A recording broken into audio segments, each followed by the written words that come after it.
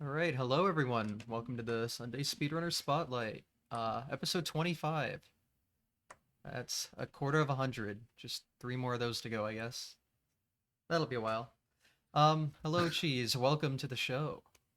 Hi, thanks for having me, Thank you for being on to talk about some speedrunning. Great topic. doggies. We I love love to talk about. speedrunning. I know, such a good topic to talk about. So, how'd you get started? How did I get started? Um, let's see. Um, Back in I think 2022. I can't remember if it's 2012 or 2013, but I'm pretty sure it was like late 2012, which I think is like the time where most people that are in speedrunning now that have been for a while also kind of got in because that's when speedrunning had like its boom pretty much. Just browsing through YouTube and stuff and then finding those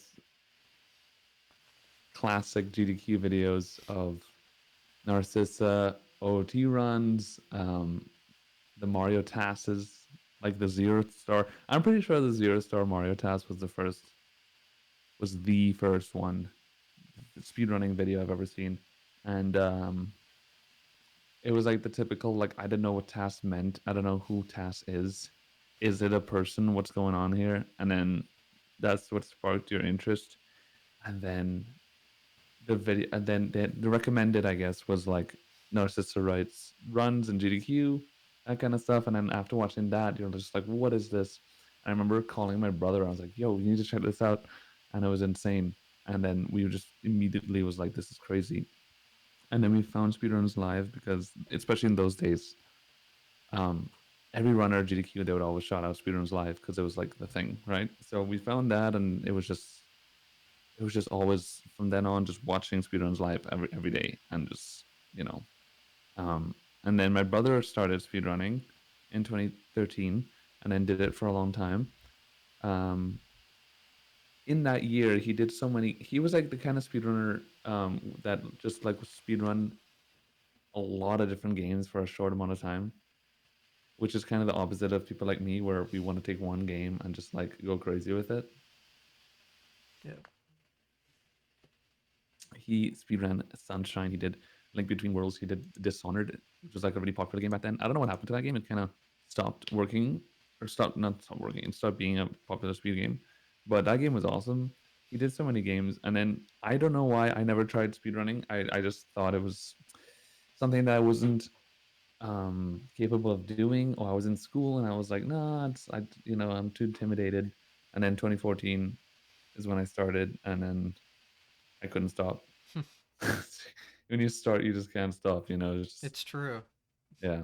Takes over your entire life forever. But hey, there are worse things to be addicted to, so Well, I'll take speedrunning.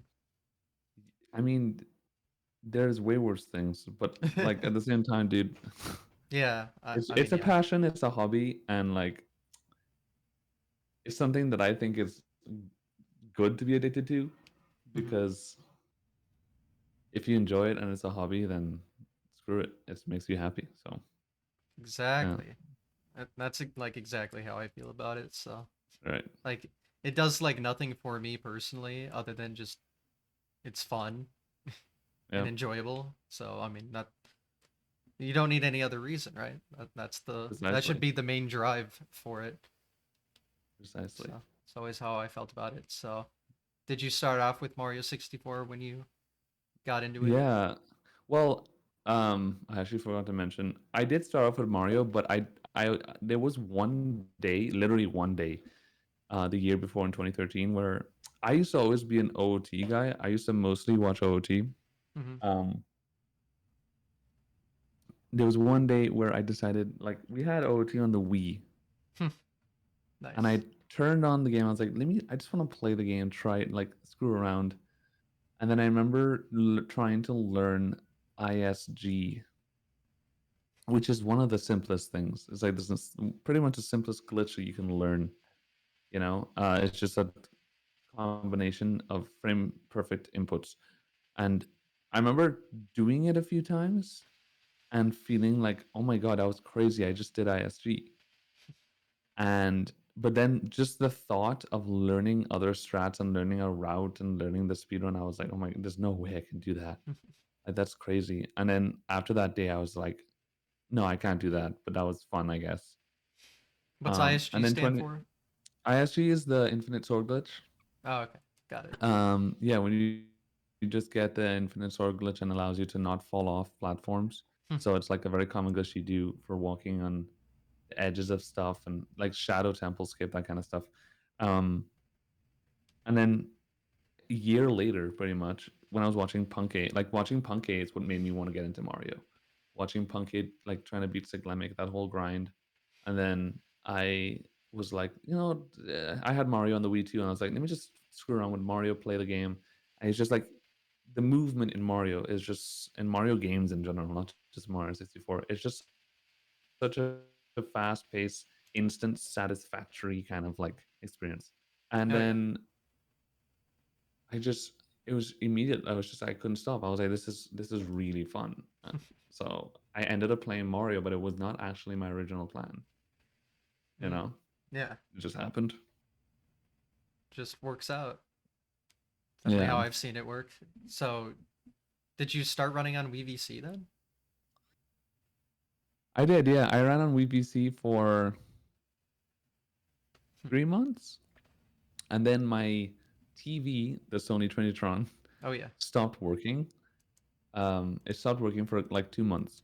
Um, so when it stopped working, I actually switched to emulator Mm. because I by that time I got my N64 and stuff, but I didn't have the TV. So I was playing on emulator for the next 2 months on GameCube controller. I played on GameCube controller for the first like 5 months, and then on the fifth month, like right before I switched to N64, when we got our TV fixed, I got the 120 style world record on emulator, Oh. which at the time was like a 146 something on emulator, which was a pretty good time. Like back then, it's a good time. Hmm. So when I got that in 5 months, because on emulator you can like have save states and stuff. So that's, and back then save states didn't even exist. Hmm. Like it was just very bad practice codes, right? So I learned a lot of like harder strats when I was on emulator because I could use save states. So I got a lot better then.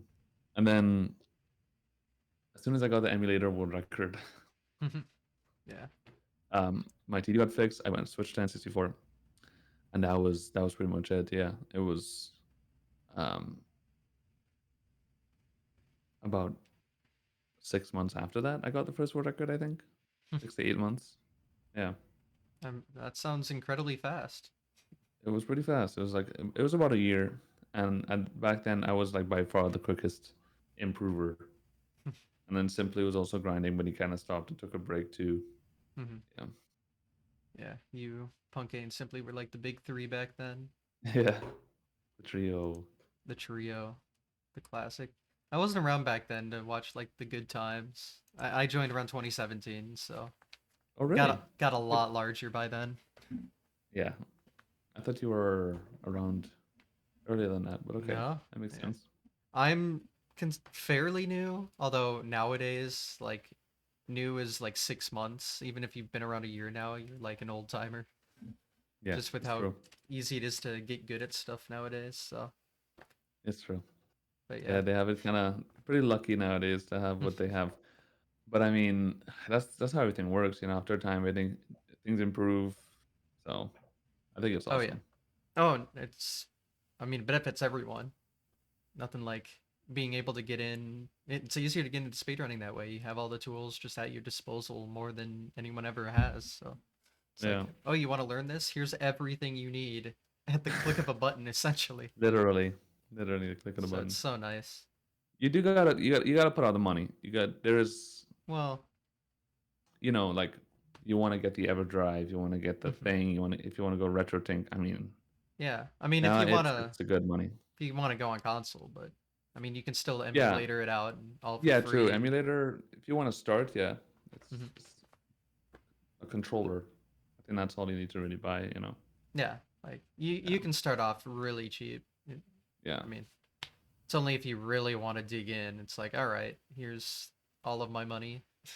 But I mean, it's yeah, worth it. yeah.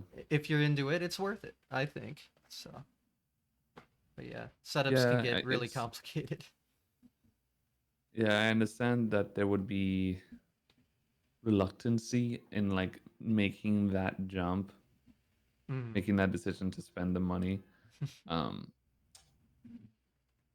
a lot of people have asked me and or just told me before, like, oh, I don't know if to do it. I don't know if to buy an EverDrive. I don't know what to do because they're like enjoying it, but they're like on the edge of like, do I want to keep doing this or do I just want to keep it as like a very side hobby kind of thing and just stay on emulator? Mm. But yeah, Well, depends on the game as well, because a lot of games emulator is oh, like a 1-to-1, so it's like, oh, it doesn't matter. You can that's do true actually. whatever you want. But yeah, I know Yeah. Mario 64 is a little weird because of Nintendo 64 emulations, usually a little sketch for the most part. It depends. I think it's better now, but I know back in the day it was a little Mm. little weird. It's way better now. Yeah. Um, but yeah, every community has its thing, you know. Mario 64 is very. I mean, you can play an emulator. There's still emulator players that are still on emulator, and they've been on emulator for Hmm. years. Um, but yeah, with that said, for Super Mario Bros, for example, Super Mario Bros. One, Hmm. there are players that play on emulator. Like you could play an emulator Yep. for it's a competitive platform. Yep. Is there any time difference? Nope. Anything like that? Emulation's 1-to-1. Not at all. Yep. Oh wow. It Okay. emulates like lag perfectly. It's literally just Holy one to shit. one. Yeah, it's a 1-to-1. Okay. That's why we allow So, it oh, that's on the why. same board. Yeah. That makes I sense. mean, I started on emulator, so even back then it was 1-to-1, Yeah. 2017. So So it's people, nice. there's no, what do you call it? What's the word I'm looking for? There's no like, oh, emulator is not Mm. original. You shouldn't play an emulator. It's unlike, and in Mario It 64, doesn't people matter. like to make fun of emulator. Yeah. There's nothing like that. It's just completely equal. Nobody really cares. Well, I That's really mean, good. you'll have the occasional YouTube commenter that, you know, where they're the Right. main character and all that, but no, Right. like in a competitive standpoint, it's 1-to-1. It doesn't matter. It's just choose what you want, what works better for you. That's So, good. yeah. That's better. Oh yeah, it's I love when it's like that. It's just a lot easier that way. Don't have Yeah. to worry about it. It's Very so much nice. easier to get into that way. Again, that's how I got into it. So, I made the True. switch to console after going to GDQ and realizing I could play a lot better on console, but that's not the same for everyone. Like, I had a shitty laptop at the time where input lag was awful, so. Right. Yeah, I was gonna say, and I expect, dude, a game like that, I imagine delay is insane Oh my god, it matters so much. because, dude, my only experience of Mario Bros. One was SDQ 2017. I Darbian was there. Darbian was literally sitting next to me, teaching me how to play Mario Bros. One, and he was teaching me all these little tricks. And he was teaching me like hard, like in like I don't know what they're called, but tricks that are like done in the run still and like frame perfect Flagpole tricks. glitch You and know bullet that? bill glitch Yeah. There's a frame perfect wall jump on the pipe in in 8-4, yeah. which level? Yes, that one. I was trying to do that. I could not. I could not do the thing. It was impossible to do it. And I couldn't figure it out. I was like, dude, how is this jump? And it's so hard. And I spent like 20 minutes and I might have gotten it once, maybe. And I was like, holy crap, dude. And like on emulator with the delay, I can't imagine Yeah, that is no. yeah, no. Yeah. I don't know how I did it for so long, at least with my setup. Like, top runners now that play an emulator, they don't have input lag. Or maybe it's like one frame and they're just used to it. But, Right. like, it depends on your setup again. Like, yeah, when you have a shitty laptop like me, it was bad. The Yeah. funny story I like to tell is, so SGQ 2018 was my first, and I started Right. speedrunning like October 2017. So I got like a pretty decent time on emulator. And then I remember I was talking to Cosmic and I was like, "Oh, this is how I play." And he tried playing on my laptop the way I would. And he's like, "Yeah, you can't do this." He gave me his old Dazzle and he was like, "Play on console now." And I was like, "Okay." I mean, free capture He card. literally And Yeah. when you try it on console, you were like, oh my god, like this Yeah, is a whole other thing. I almost got like an insane time in the practice room just because I was like, holy shit, this is so much easier when you can like push a button and it works right away. Yeah. So it matters so much, especially for that game. I'm sure for a lot of things, but God, it's funny because I know Mario 64 like has a native input lag on console, like 3 frames or something. That's it. Yeah, something like Oh, that. when you say native, what do you mean exactly? Like if you were to play on console right now on a CRT, you would get like input lag due to the Nintendo 64, just how it works. Decent. Interesting. Okay. Like there's a way to Um, get rid of less of it. It's like something to do with VSync. I don't know. I'm not too hmm, smart in that department. It's just something I was told right. once and I was like, Me "Oh neither. yeah. I guess you're right." Like, you do a rollout and you push it before you hit the ground, but it still like works. Okay. Stuff like that. What I do know is that somebody told me like 2 years ago, maybe, that CRTs, different CRTs also have different amounts of input Yeah. lag. And I remember pretty much every GDQ that I've played in, every run I've done or race I've done at GDQ, they used to use these LG Mhm. CRTs. And those ones are terrible apparently. Mm. And every time I did a run at GDQ, I remember thinking to myself, why does this TV feel so delayed? It just felt so Mm. lag, and I'm like, but that's impossible. This is CRT, Nope. you know. So I'm like, I used to think like, why is it so delayed? It must be in my head. But those TVs had delay, dude. It was like bad, and I was like, and when I was told that, I was like, holy shit, it all makes sense now. Okay. And I just recently switched to monitor, um, literally 2 weeks ago when I moved to the apartment, Mhm. and I was like, the whole time I've been reluctant to switch because I was like, I don't want to get used to the new delay, that kind of stuff. And I remember the first Break the Record at 2020, we played on monitors, and there was notable delay. I noticed a slight delay compared to my CRT because I guess my CRT didn't really have much delay. So I was like, I was thinking it would be like that. But the monitor I have, it is a pretty hefty monitor. It's a Mhm. ViewSonic. Um, I don't even know the specs, but I know it's a good monitor. As soon as I plugged it in my monitor, I started playing. I was like, "Holy shit! This feels the exact same as my CRT. If Mhm. not, it felt even better." So like, Mm. it completely depends on what monitor you get, and it feels like there's no delay on my monitor. So like, I pretty much immediately got used to it. So it's Mm. nice, but yeah, it Yeah, gets complicated. I've tested the RetroTinks at the GDQ. They have ViewSonic monitors and they hook up all RetroTinks to them because they're trying to Yeah, like get rid of CRTs now, I feel. Especially on stage. You have to I like mean, ask for it nowadays. yeah, it makes sense. Wait, so on stage, do they default to monitor or Yes. CRT? They default to They monitor. do default. Mhm. Okay, yeah, it makes sense because it's going to get to that point. CRTs Mhm. now it's 2023. Yeah. CRTs are as an event organizer, I know, and I can imagine GDQ is even bigger, so they have to even worry about it even more. Yeah. CRTs are they're terrible. Carrying Yeah. the CRTs, worrying about them, they take up way more space. They're way heavier. They're way more of a pain in the ass to carry around. All that crap, and getting them is annoying. So um, I'm totally on board for that. Yeah. I mean, I noticed like maybe 1 frame of lag, at least at GDQ, so it could vary, I guess. But yeah, I mean, it's not bad at all, surprisingly. And then it does make the capture look really good because I think it It does, it's yeah. it also works as an upscaler, right? Yeah. So RetroTink.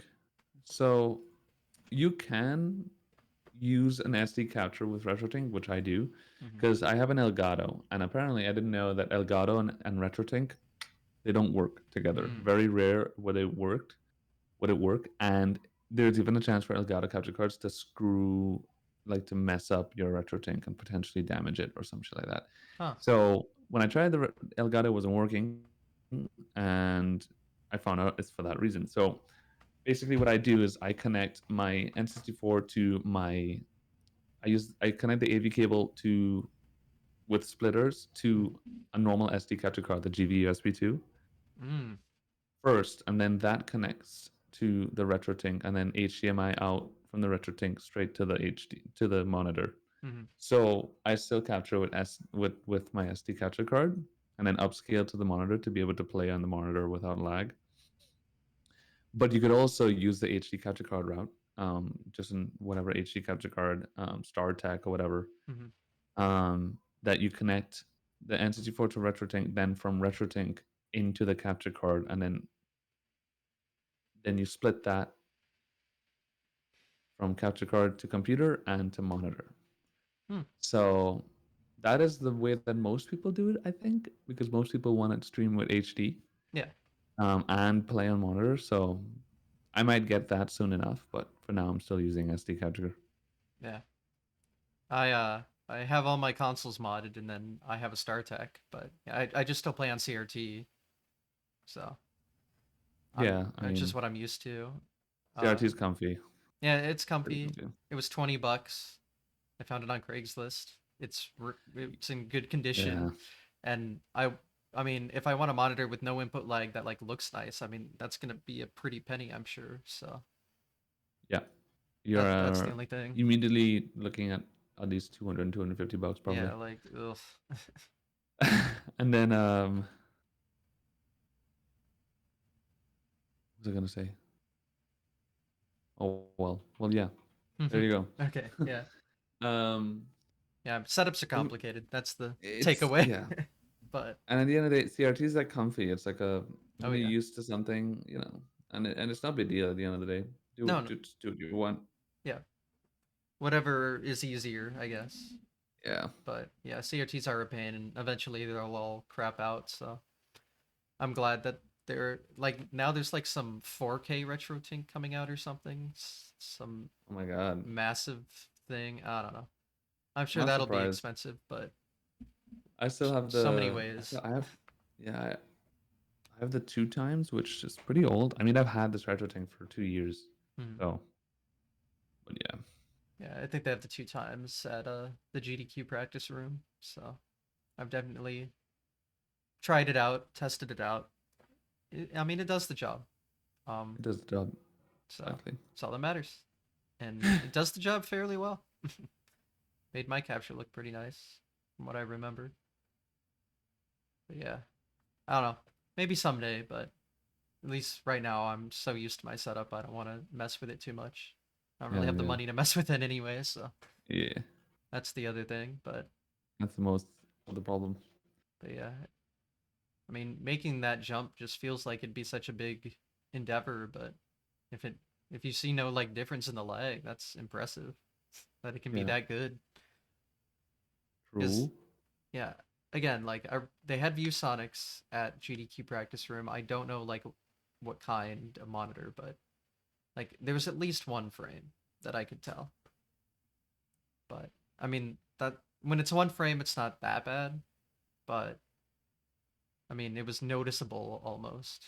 So it's just impressive that it can I be mean, one to one. for Mario Bros, Yeah, I'm guessing it would be extremely noticeable that because yeah, a that little shit. bit. Well, Yeah, maybe like it has the same amount of maybe it has that one frame of delay on something like your monitor, but because Mario 64 runs at 30, he skips over it. I exactly, don't know. exactly. That'd be funny. That's how it worked. But yeah, I mean, it's a cool thing to exist, the retro tanks.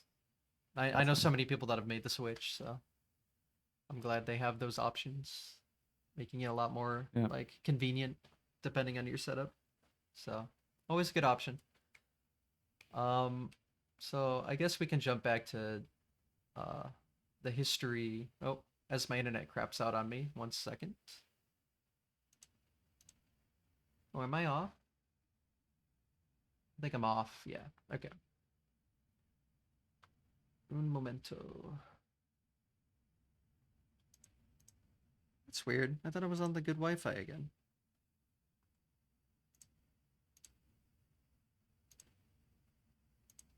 Hmm. Strange. Okay.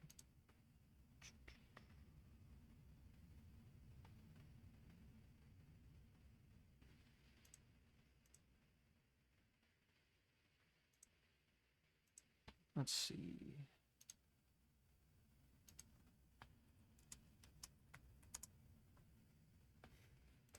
Good command.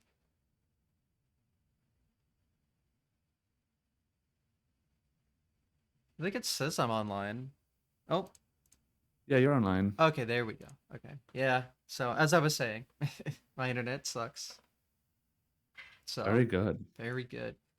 It's just a meme now. Like if it doesn't go offline, it was a bad interview. So this must be a good one. So all right. What I was trying to say before that happened was I was gonna go back to like the early days of you running 64. You talked about getting record for the first time. Like when was that? Mm-hmm. Like That was April 2015. mm. Yeah, and it was a pretty insane world record. I remember like it was the time was 141.16, and the record before that was 142.08. That is Um, massive. it was almost a minute, and I remember that we were like during that before I got the world record during the whole Nero time when he had the low 142.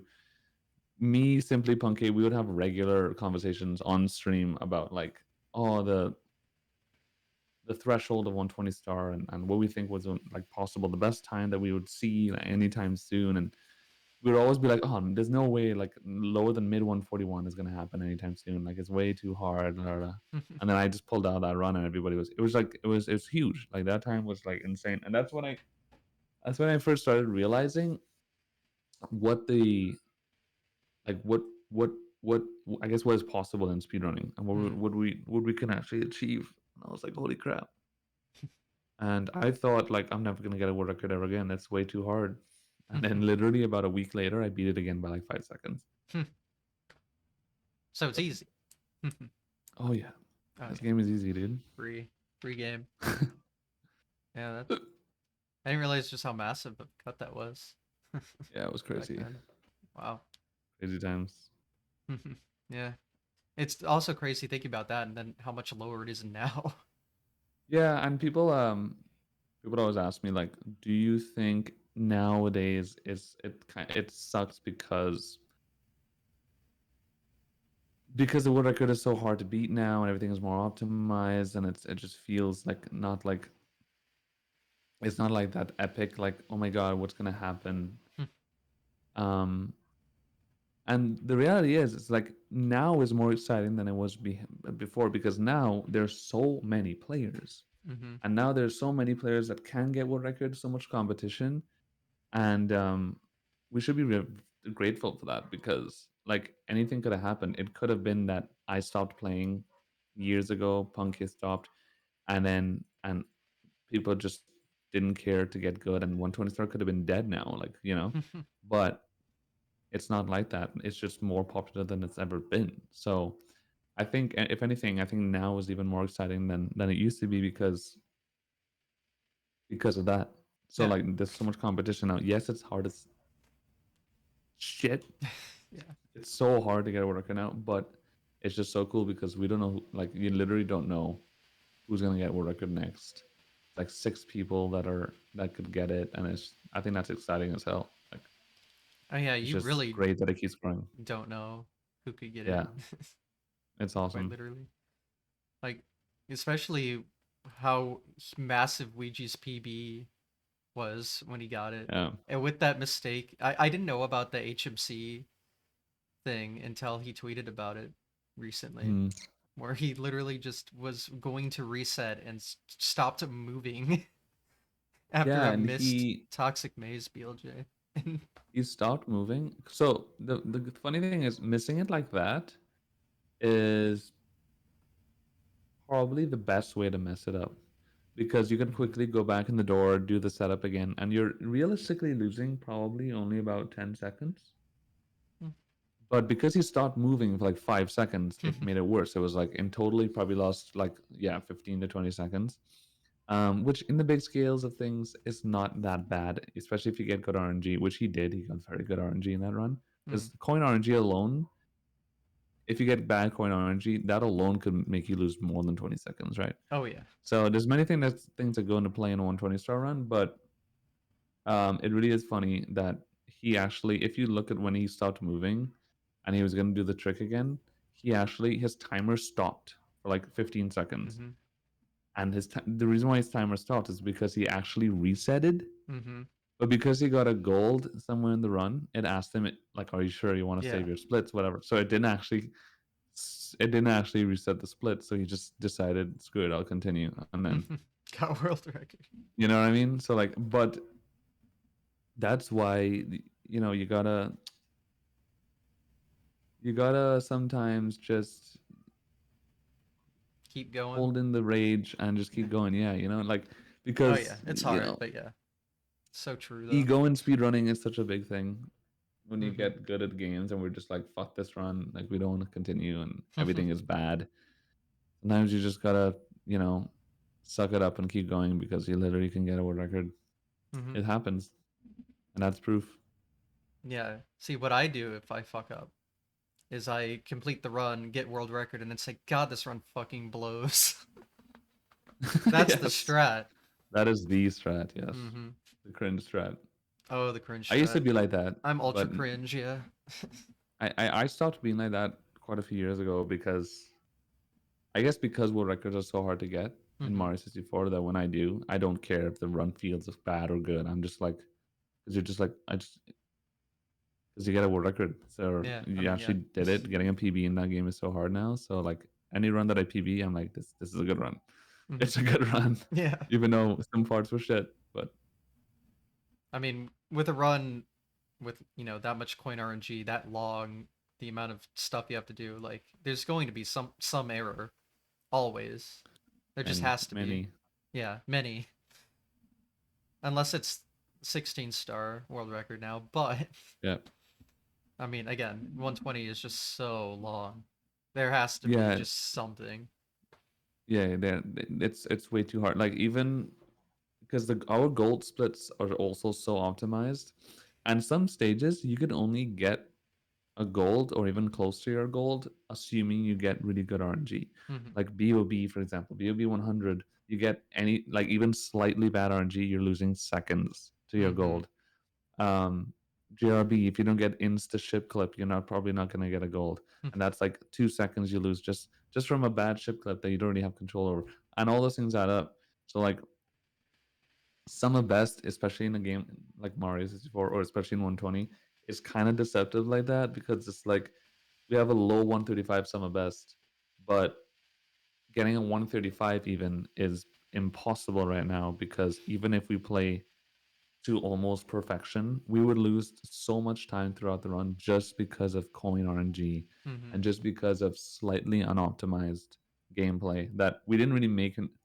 You could not make mistakes, but also not go as fast as you did in your gold and still lose a few seconds on a split, Hmm. even though you played quote unquote perfectly. So Yeah. like that's why some of best is also kind of for a regular viewer, it's very deceptive because in their mind they're like, oh, you can get this time. It's like, well, no, Not really. it's no, Yeah. no, not at all. Yeah, I mean, it's a good thing to compare against, but it's a good thing to compare against if you're mindful about that kind of thing. And a casual viewer, yeah, isn't going to know that. So, yeah, yeah, I definitely feel that, but it is crazy how low some of bests are, though. yeah, yeah. Like, what, Liam has And like it's a just 134.51 or something. It's like, what the yeah, Liam fuck is and that time, man? Liam is especially good example because there was a time about 2 years ago when Liam was grinding practice way more than anybody else in the 120. Mm-hmm. That was like before Karen and Parsi and all these guys started coming up. Mm-hmm. So and Liam, it was basically like me, Liam, and Simply and Punke, and then Liam was like grinding practice and doing a ton of stage and segment RTAs. Mm-hmm. And so he got like a ton of insane gold splits during those RTA practice um, sessions, I guess. Mm-hmm. And that's why his sum of best is so good, Yeah. apart from just being insane at the game. Yeah. Um, but yeah, Yeah. Practice matters so much nowadays to be yeah, good. So yeah. I don't much know if needs you to go into experienced it. this, but like as a top player, there was a long time where I thought practice was like unnecessary. you get to a point where you're like, I don't need to practice much anymore. Basically, my practice is just warm up now. Mm-hmm. Because like I know everything. You've gotten world records already. You feel like there's not when you're practicing, it doesn't feel like you're doing anything. It just feels like you're maintaining not being rusty, Mm-hmm. but it doesn't feel like you're doing much. And only about I would say about the past like 2 years or so, when more and more people started coming into 120 and getting good, is only when I realized that it's not true. Mm-hmm. That now when I kind of like I look at a lot of people to get inspired when it comes to like practice routines and different ways of practicing, and I realize how much it still benefits you. And Mm-hmm. like I see myself getting better now from just practicing more. Yeah. It's always important. I felt similarly for a while. Like my practice would just be warm up, like for an hour, but Yeah, there has to be some offline work. Like, I mean, lots. the top players of like Mario One now, think I heard that like some of them grind for like 15 hours a day sometimes. Just, Oh my god. I mean, I they're know. also young. They have the time, but. That's the thing. Like, dude, the new speedrunners nowadays, they're Mm-hmm. I mean, it's next level. It's wild. And while I envy them, I also respect them, and I'm like, I'm excited because that's just natural. It's natural human nature, and well, Mother Nature. Like the younglings are just gonna be the new, the new gods at speedrunning, and it just kind of like passes down to them. So I'm not surprised. Like when I was younger, that's also when I did. Like when I started speedrunning, it was literally every day, all day playing Mario. Mm-hmm. So and now you look at like people like Suigi and um all these young speedrunners that are playing all day and practicing. Like watching Suigi do JRB 100 for like 4 days in a row. Like I can't imagine doing that anymore. Yeah, But when I started, I basically would do that. So like makes sense. I know that Nifsky Mm-hmm. Nifsky as a Super Mario Bros. One player is like he I feel like he is on the next level Yeah. in that sense. When I met him at Pace is when I truly realized like how insane Nifsky is when it comes to his dedication and practice and stuff. Like Oh my I god. remember Yeah. seeing him at Pace, and literally there was not a moment where I saw Nifsky and he was not playing Mm-hmm. Mario or doing runs. Like, because like when I'm at an event, even back in 2015 when I was insane with speedrunning and playing every single day, Mm-hmm. even when back then when I was at events, I would never sit down and like do runs. I Yeah. would No. never do that because to me I was like, oh, I'm excited to like do other things, and like I would practice a lot, sure, but like seeing him like literally all day just being there practicing doing runs and stuff, I was like, wow, like the kids nowadays coming in speedrun, like it's crazy levels of dedication, which is great, but it's just amazing to see that. Yeah. I mean, it's almost like impossible to be that dedicated if you're older, Exactly. because you just have to have a life at some point. I mean, I still don't have a Yeah. life, but even I But still can't catch up. yeah, but you literally feel like I can't compete with that. Yeah, no. Um, Well, it's almost like I and don't want to either. It's just yeah, too much. Like I'd rather branch out a bit than like spend 15 hours a day doing the one thing. yeah, and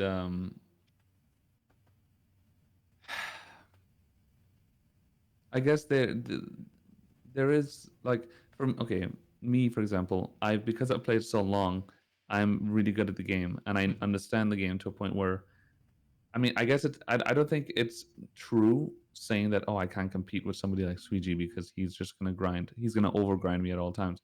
But the thing is, he doesn't have the experience that I do, and Mhm. that does count for something. Like Yeah. when it counts for a lot. He also doesn't have the mental endurance because of the experience that I had. Although Suigi does have 4 world records, and Mhm. you can tell by the way he speedruns and his consistency that he does have that endurance. Mhm.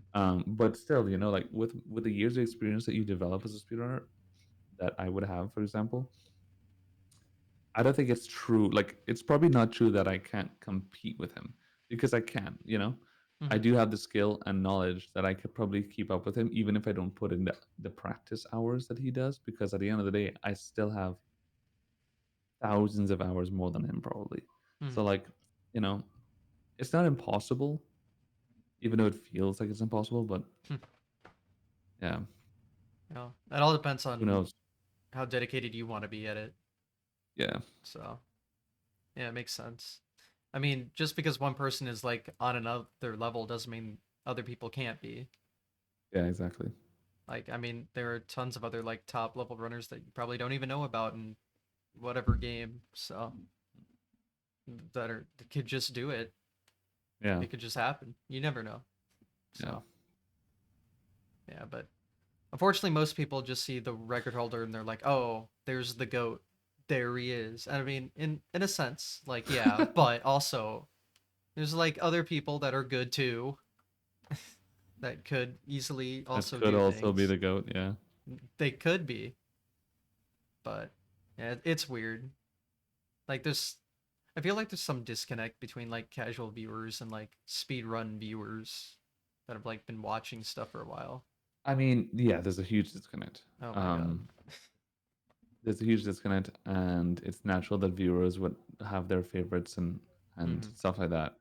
I've seen some of my viewers like on Twitter, like they defend me no matter what, even though I know some of the information is wrong or they're just being like unnecessary. They'd be like, no, you don't understand. She's just the goat of 120. Like, there's no way anybody else could be better or beat his goat status. And I'm just like, well, that's no, like that's No, obviously of not true. course not. Um, but like, yeah, there's obviously a disconnect. But like, yeah, that's I don't know. It's some streamers get annoyed by it. I used to get annoyed by it years Hmm. ago. Oh my god, I could not handle anybody coming into my chat and being like, Punky is better than you, Simply is the best, or being like, just shit talking you on purpose. They know they're gonna get banned, but they just want to be like, she's just overrated, like, I don't want people to think he's the goat, blah blah blah. And I used to get so affected by that. And of course, as I got mature now and I'm used to it, it doesn't affect me anymore. But that would always exist. And now it's people don't care as much. Hmm. Now it's like it creates this kind of like fun chat interaction and like friendly war among streamers. But before, when Twitch wasn't as big and speedrunning was smaller and it was more about like, I don't know, it was just more of a competition. Like, Hmm. I need to prove myself kind of thing. And nowadays it's not as much about that.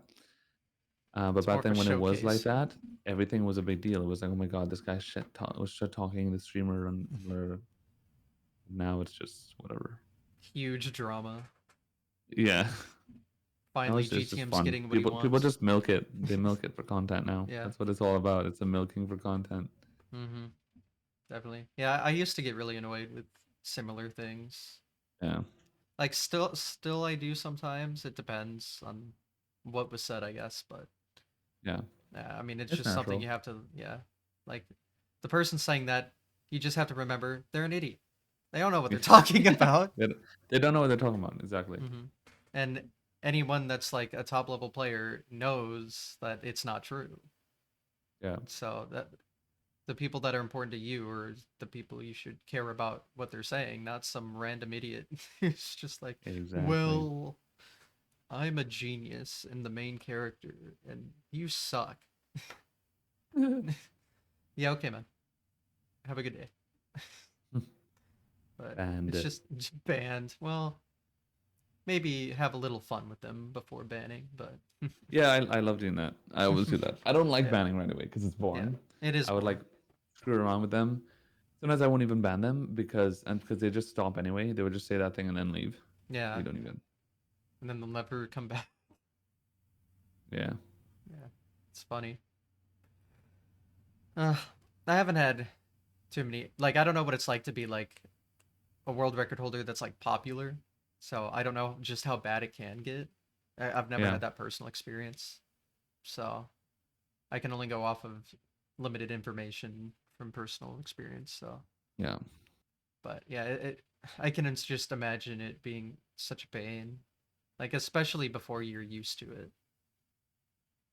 Like just, ugh, I don't think I Yeah. could have handled it if I like was popular when I was good or something. I don't know. Mm, My mental has changed so much over the past few years. Like I just don't know how I would have acted back then. yeah, it does.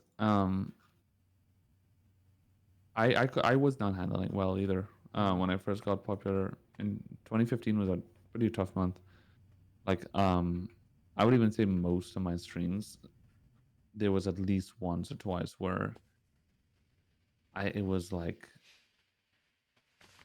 getting mad at chat, Mm-hmm. shouting at people in my chat, and being like, and there's multiple people every stream Mm-hmm. being very very mean. Because especially in those days it happened more, and Punky was still like the popular runner. He was like the big guy in 120. So it's like this cheese guy getting world record. Like who the hell is he? You know. So a lot of people didn't like that, and I struggled. Yeah. Um, that was a hard year, but yeah. Um, then I got used to it. And with that said, there's probably a lot of speedrunners nowadays that are getting up there Mm-hmm. and probably go through it and struggle to deal with it.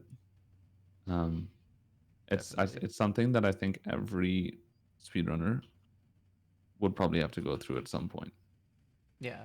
if Especially if they're they like really good. yeah, Yeah. if they get good and get yeah, Yeah. Yeah. Just unfortunate, but also I guess you just have to remember it comes with the territory and they're yeah, idiots, and it's hard to think of it that way, starting out especially. So, yeah. but yeah, it's fun times. Um. Anyway, back on the world record grind here. Mm-hmm. Hmm. So while we were at like 141 something, you mentioned like beating it by 5 seconds. Yeah,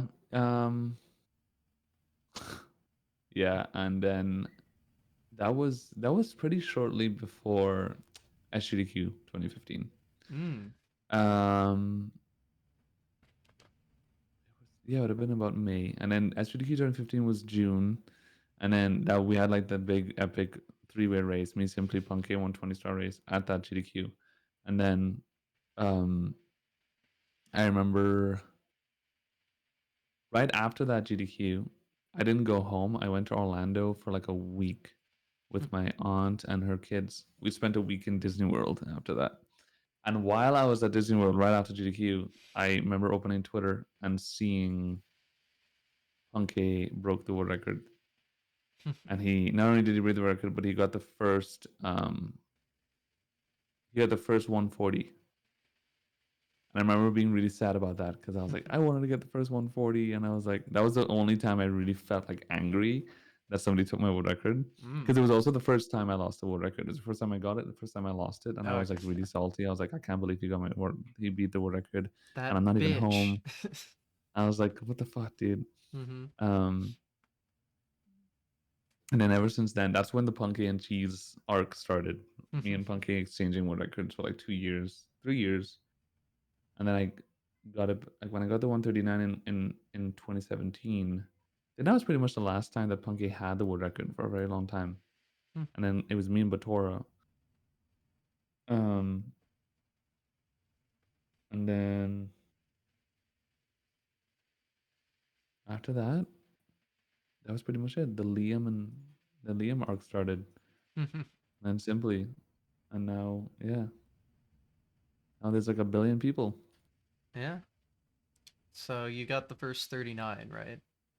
I did. I got the one. I got the first 139 and 138, Mm-hmm. but not 137. First 138 twice.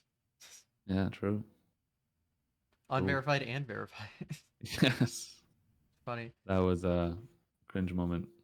Yeah. That was very cringe. I remember every day people were asking the whole verified meme. That would actually happen because I use an HDMI N64. It's an HDMI modded N64, which I still use, but I don't use the HDMI mod. Hmm. It was HDMI modded N64, and it just used to give trouble. So it would work, and then sometimes randomly the capture would freeze for like 10 seconds, and that's what happened in that 138. My capture card just froze for 20 seconds or so in GRB 100. So because of that, it was a world record, but it was unverified, Hmm. and that's why the whole meme started. Yeah. And that's when I started realizing, like, why do we even have a verified thing on speedrun.com? It's like, Yeah. That's if like it's the a only run, it's a board I run. know that does it that way. Yeah, exactly. I don't know. I don't know. I don't even know what it's for. Hmm. Yeah. Like obviously like I've had runs that the capture kind of froze for a little bit, but it was still verified. Like if you're like it's like obviously you're not splicing or anything. I mean, that's Yeah. part of the reason now I like when I stream my camera shows the TV like just in case something happens. So, Oh, does it? Oh, interesting. yeah, so I I can guess you could do that. Yeah. I have like a super you can see everything on my stream, so it's 100% verifiable even though I've never had a like we can't verify this issue. But I see. I don't know. It's more of it's just nice knowing that I'm fine no matter what happens, unless like my Yeah. power goes out. But at that point, like it does, I'm losing the run anyway. My TV turns off, True. so it Very works true. out. But yeah, so yeah, I know the whole unverified thing, but you kind of made up for it at that what break the record. Yeah. So what was That that was like? that was the best experience ever. It was also the worst. Oh. Because that I wasn't sleeping well. I didn't sleep at all. Actually, it was like a full 3 days where I don't know. I guess because it was such an it was like the first of its kind, and I was so nervous, Hmm. and I never had problems sleeping before, and because it was the first of its kind, and I knew we were like playing for like a prize money, and it was Hmm. so new to everybody, and I guess I just got so nervous, so I had like anxiety, and I couldn't sleep. And I didn't realize why until like after that. That's probably why I couldn't sleep. I was just so anxious about it. And I was Yeah. literally running on like 2 hours of sleep in 72 hours. But I Jesus. guess it didn't stop me from getting a world record, which was, Apparently not well, world record. But, and verified. I don't know how I did it, you know? It's just That was what made it crazy. it's what made it such an insane experience is the fact that we always used to meme about getting world records at events being impossible because we thought it was impossible, like, because like playing on a new setup in a new environment with noise around you, we thought there's no way you can play like Mario 64 properly in that setting. Hmm. And then, so that's why it was even more special when it happened. um and Yeah.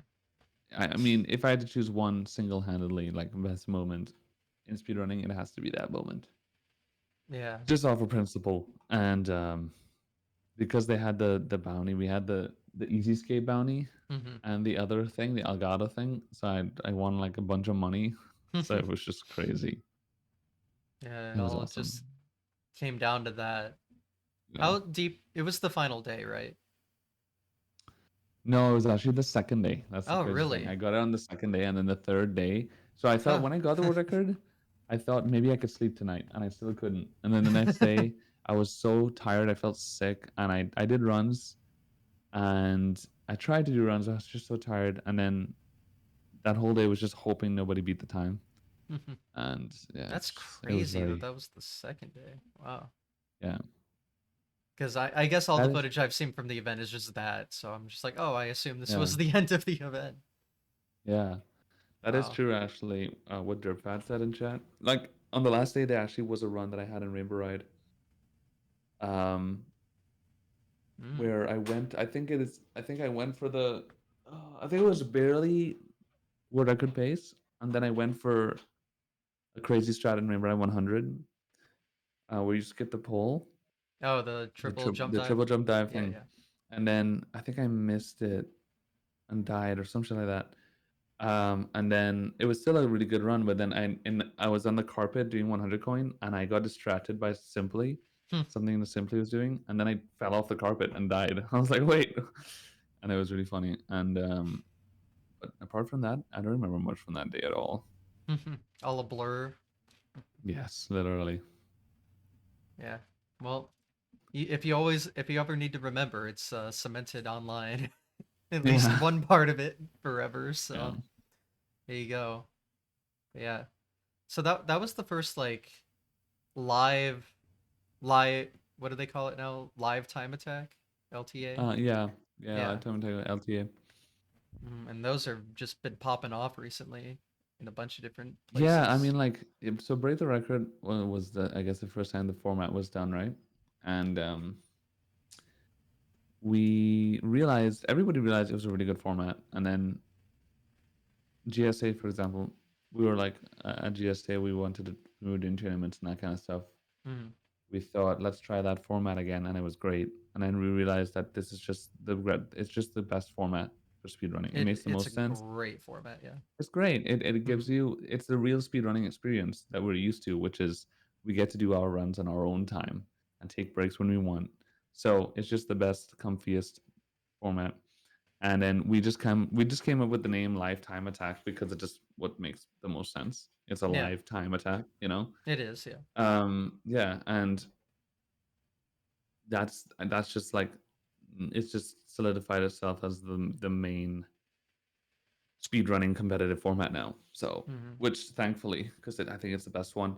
But then again, for example, like last pace that we just had when we had Super Mario Bros. One, Yeah, I was but there. we didn't. We yeah, and then we did also the 1v1 thing Hmm. for games like that. When the category is so short, the 1v1 race format also works really well. Yeah. And then you have the new thing that was implemented where everyone is running at the same time, and you have that. I don't even know what to call it yet. It was just Yeah. insane. Like the live feed, the live what do you call it? I guess, is there a name for it? Has the I don't. community come up with a name for it yet? He probably has a name for it. I don't know what it is. It, it's just But like that, I mean, yeah, that is yeah. insane. It's Like that is a so game changer. crazy That is a how game it changer. At works. least as of, but the thing is though, from as of the when the viewer experience is concerned, it's a game changer. It's Hmm. insane. Oh yeah. But from a player's perspective, it's still kind of like that one on 1v1 race format where it's a no reset run, right? You can't reset. It's just Hmm. one run. It's a race. And me as a speedrunner, I don't like that format as much because it's you can't reset. It's just Hmm. one run. If it's bad, you're basically screwed, right? Hmm. For the most part, at least, because a lot of times you would have a really shit run, but it doesn't mean the other runner that you're playing against wouldn't have also a really shit run. So it's not always like I'm gonna lose no matter what, because yeah, your run sucks, but the other runner could also really screw up. So it doesn't always mean that you're gonna lose no matter what. You know, it depends on the game, depends on the category. Hmm. Um, I've had 70-star races in when we did 70-star tournaments years ago where I died in Dark World and I had like the worst beginning ever.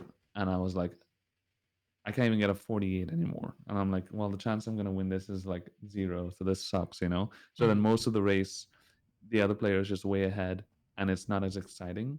Hmm. But there have been races where that happened. And then the person that was far ahead completely screwed up and ended up losing. You know what I mean? So like, Hmm. but yeah, as a player, me personally, I would prefer the LTA 100% Yeah. because it's just more comfy. I have more attempts, and you know. But yeah, Yeah, I enjoyed that more because the Mario 1 thing had like mini LTAs. Like I wish I had more time to do it that way because yeah, they were only like an hour and I was just like and I almost like got some insane time in that time frame. I was like, God, imagine what I would have with more hours. yeah, Yeah. Plus also Bowser stole a lot of money from me because, in any percent you have to just jump through Bowser and hope for the best and he killed me twice in a row. I was like, cool. So that's the race format for you not working out very well. So I yeah, definitely yeah. felt that quite a bit. Yeah. But yeah, I mean that whole day was like insane, especially for Mario 1. Mario 1's never had anything like that other than that Flippity had like that other event that he did in Denver last Hmm. year, which I would have been at, but the day that event happened, the day before that, I had a run at Pace, so I couldn't be there. Oops. Wait, when was this? Uh, so Pace last year, That was last year. yeah. Right. Okay. Like I was invited to the thing in Denver they had, but it was literally the day after my runs at Pace, I see. so I Okay. couldn't go, which Oh, is it's the fine. same But it time. was just funny how that worked out. Okay. So then when I heard it was gonna be at Pace this time, I was like, well, I can't miss this. It's Yeah. impossible. So there, That's here we awesome. go. Well, I really hope he keeps working on it and it becomes a thing because that's gonna be It's revolutionary, quite literally. yeah, literally. Yeah, it's ridiculous. Like I don't know. I think the only games that at least that format could work for right now are 2D platformers, but just Yeah, yeah. They were talking about how if it can get implemented in 3D, then it would be insane. it would. But I don't know how it would happen. Yeah, like like even thinking about Mario 64, I can't think of like a good way to like showcase an overhead view Yeah, in a like meaningful way, I guess. we'll see. Yeah, I mean, who knows? But yeah, for now at least we got what we got and it looks damn good, so Yeah, that's nice. great start. But yeah, the LTA formats are really cool. I know Speed Gaming has been doing them a while. I want to say they were even Yeah, doing them in like 2018 or something. But yeah, yeah. I know Break the Record was like the first in person like live. And that was a big deal. Mhm. I definitely remember that. But it's funny how many like records actually get broken at these LTAs. Like a Mega Man Eh, 2 record happened in a chase for the record at Speed It's Gaming. true. I know like, the Lego Star Wars community does their own thing. Records were broken there. There was Yeah, you obviously did at Break the Record yeah. live. It, Even one of the other Break the Records, was it? Oh, what game was it? Was it Dark Souls? Either Dark Souls or something. More than once they've been records. So yeah, that's crazy. Like you'd have oh, internet went out again. Please hold.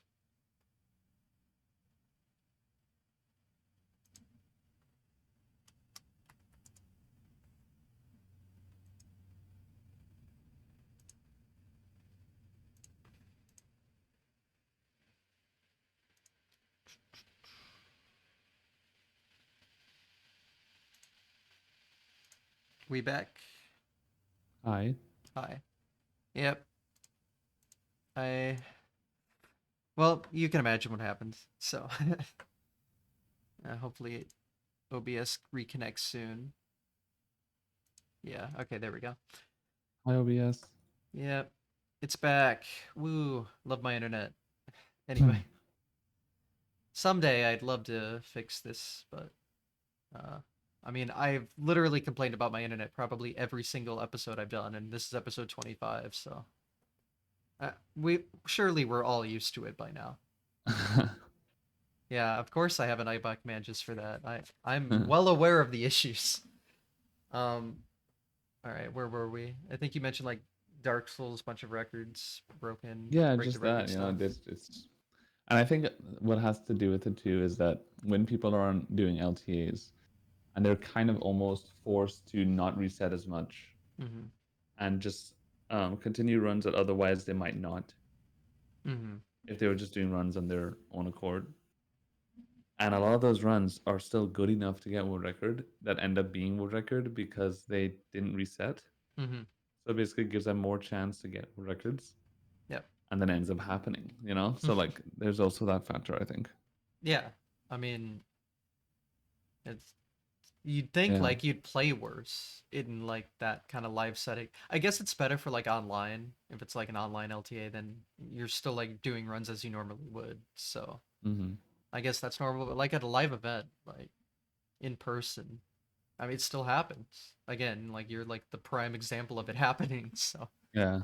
it's just Uh, crazy that despite all of that, like a completely different setup you're not used to, knowing there's like cameras pointed at you, people mhm. around you, you can hear things. Like it's crazy that that environment can still breed a record. Yeah.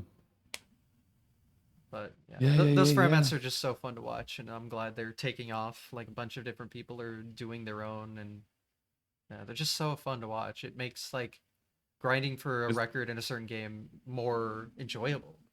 there's Like as always a runner, there's as a always watcher, somebody on pace too. yeah, Always there's somebody always in a something run. to watch, and that's what's Yeah. nice.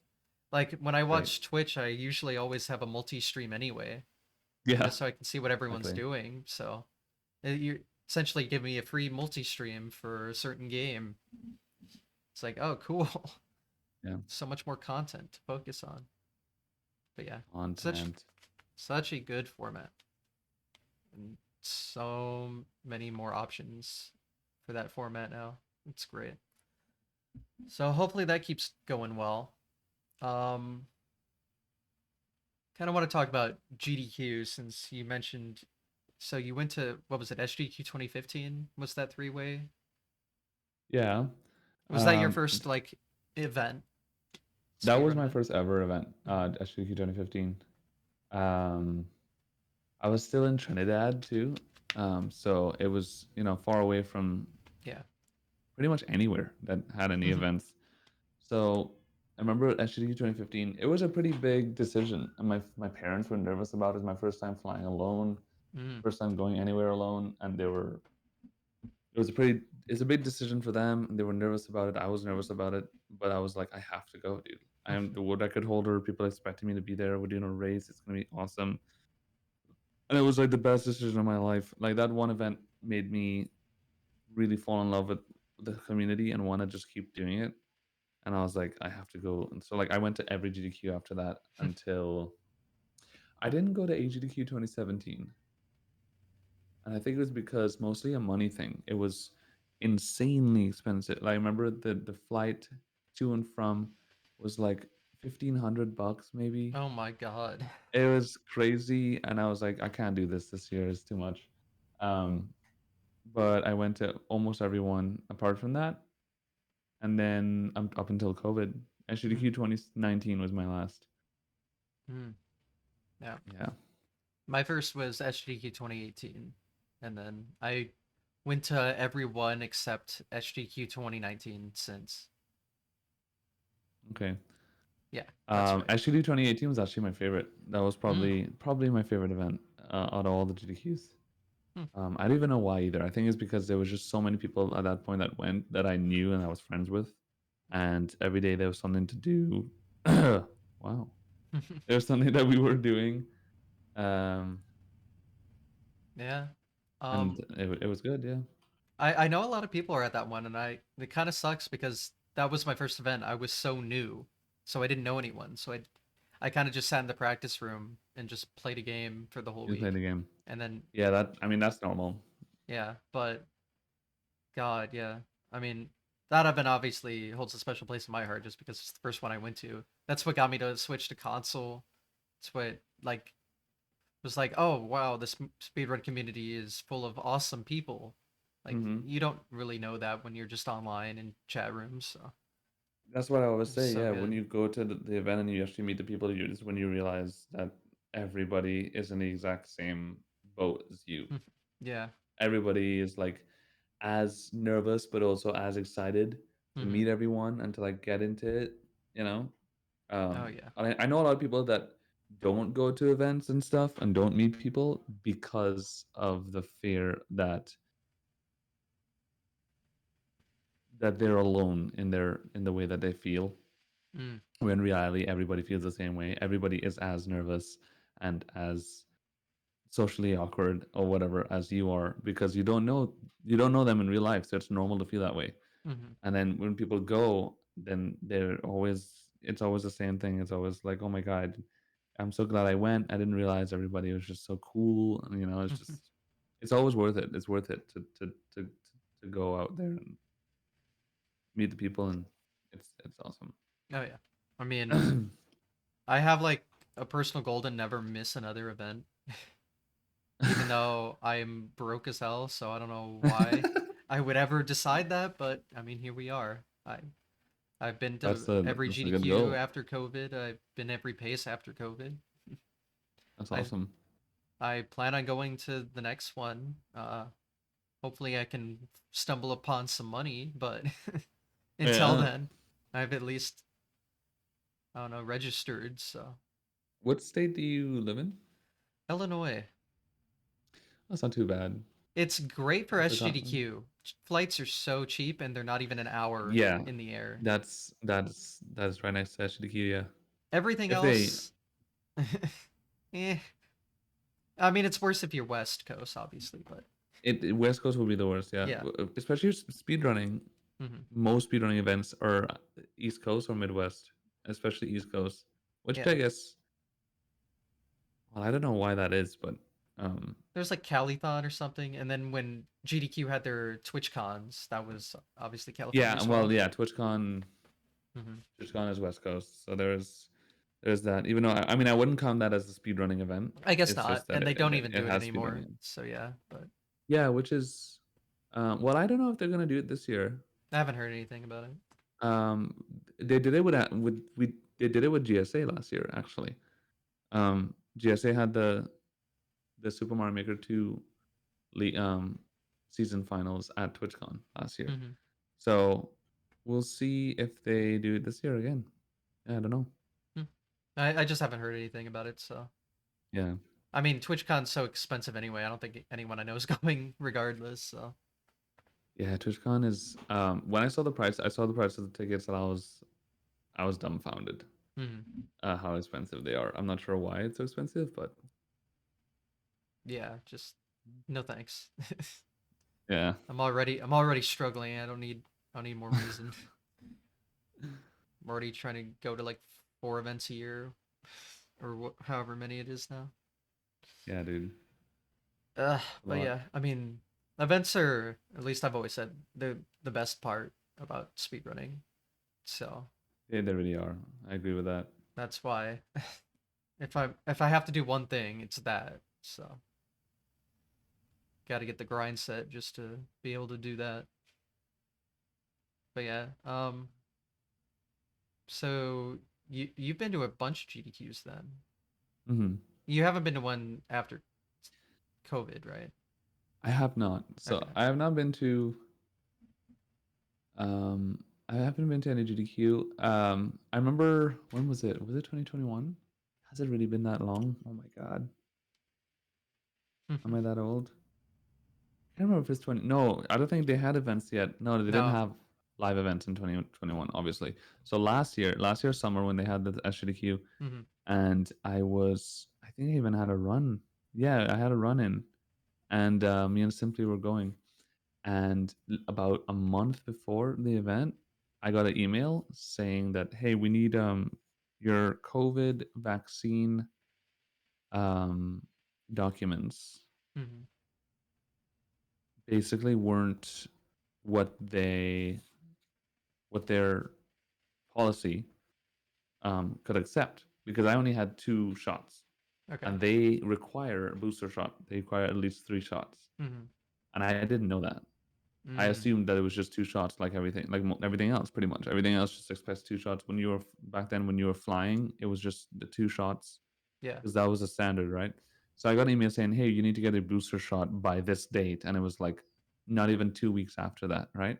Hmm. So I had to like, if I didn't get the booster shot within 2 weeks, I couldn't attend the event. And the first 2 shots, I got very sick. The Mm. shots like this fucked me up, Yeah. and I was like, I have to get a booster shot within the next 2 weeks, which is not. I think at that point you could maybe have just done walk-ins. You didn't have to make an appointment, Hmm. but I think I knew that, so I was like, I need to get an appointment for the shot, and at the same time, I don't want the booster shot because I Hmm. don't want to get sick like that again. It was terrible, Yeah. and that means that I'll have to take like time off if I do get sick, and it was really complicated. Yeah. So I decided I can't go. So I just didn't go because Hmm.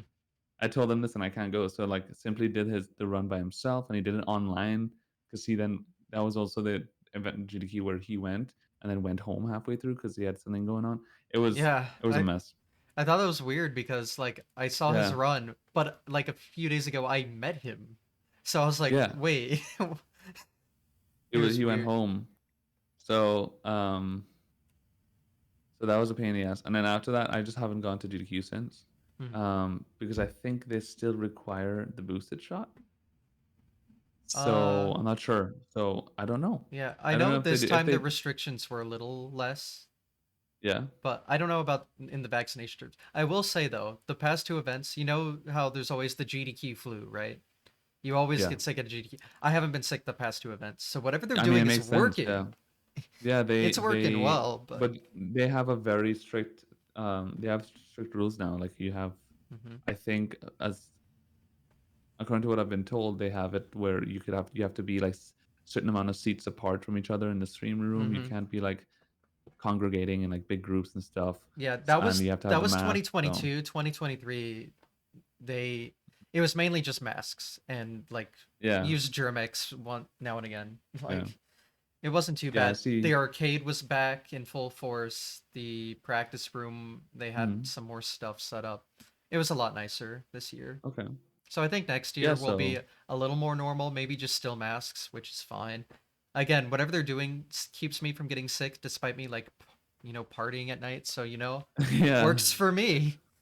it makes complete sense. I like not So getting sick. yeah, that's nice. And I'm happy nobody got sick at this pace that just passed Oh too. yeah, that's true. I didn't get Nobody, and and there was a pace.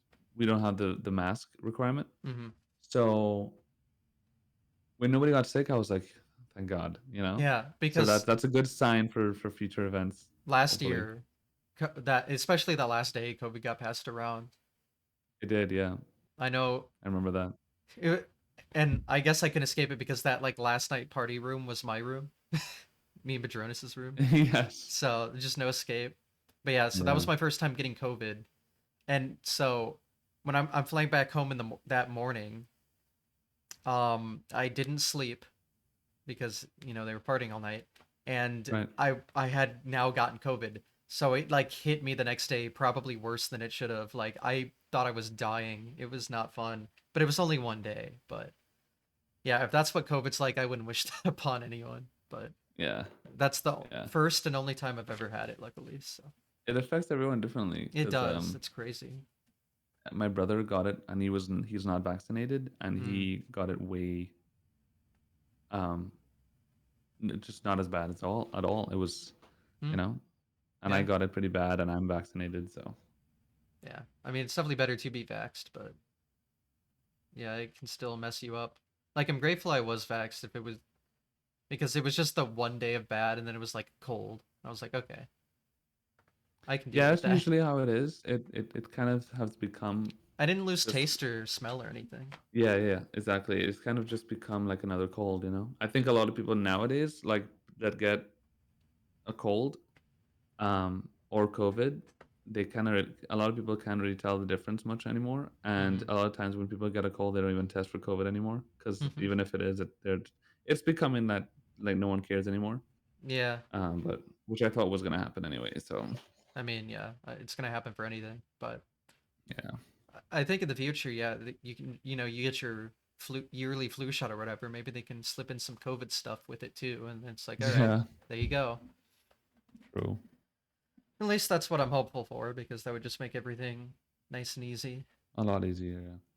But yeah, I know it's still a problem. I'm just hoping it'll keep getting better. I Yeah, mean, it's been getting yeah, better, so hopefully it's just on that same track. yeah.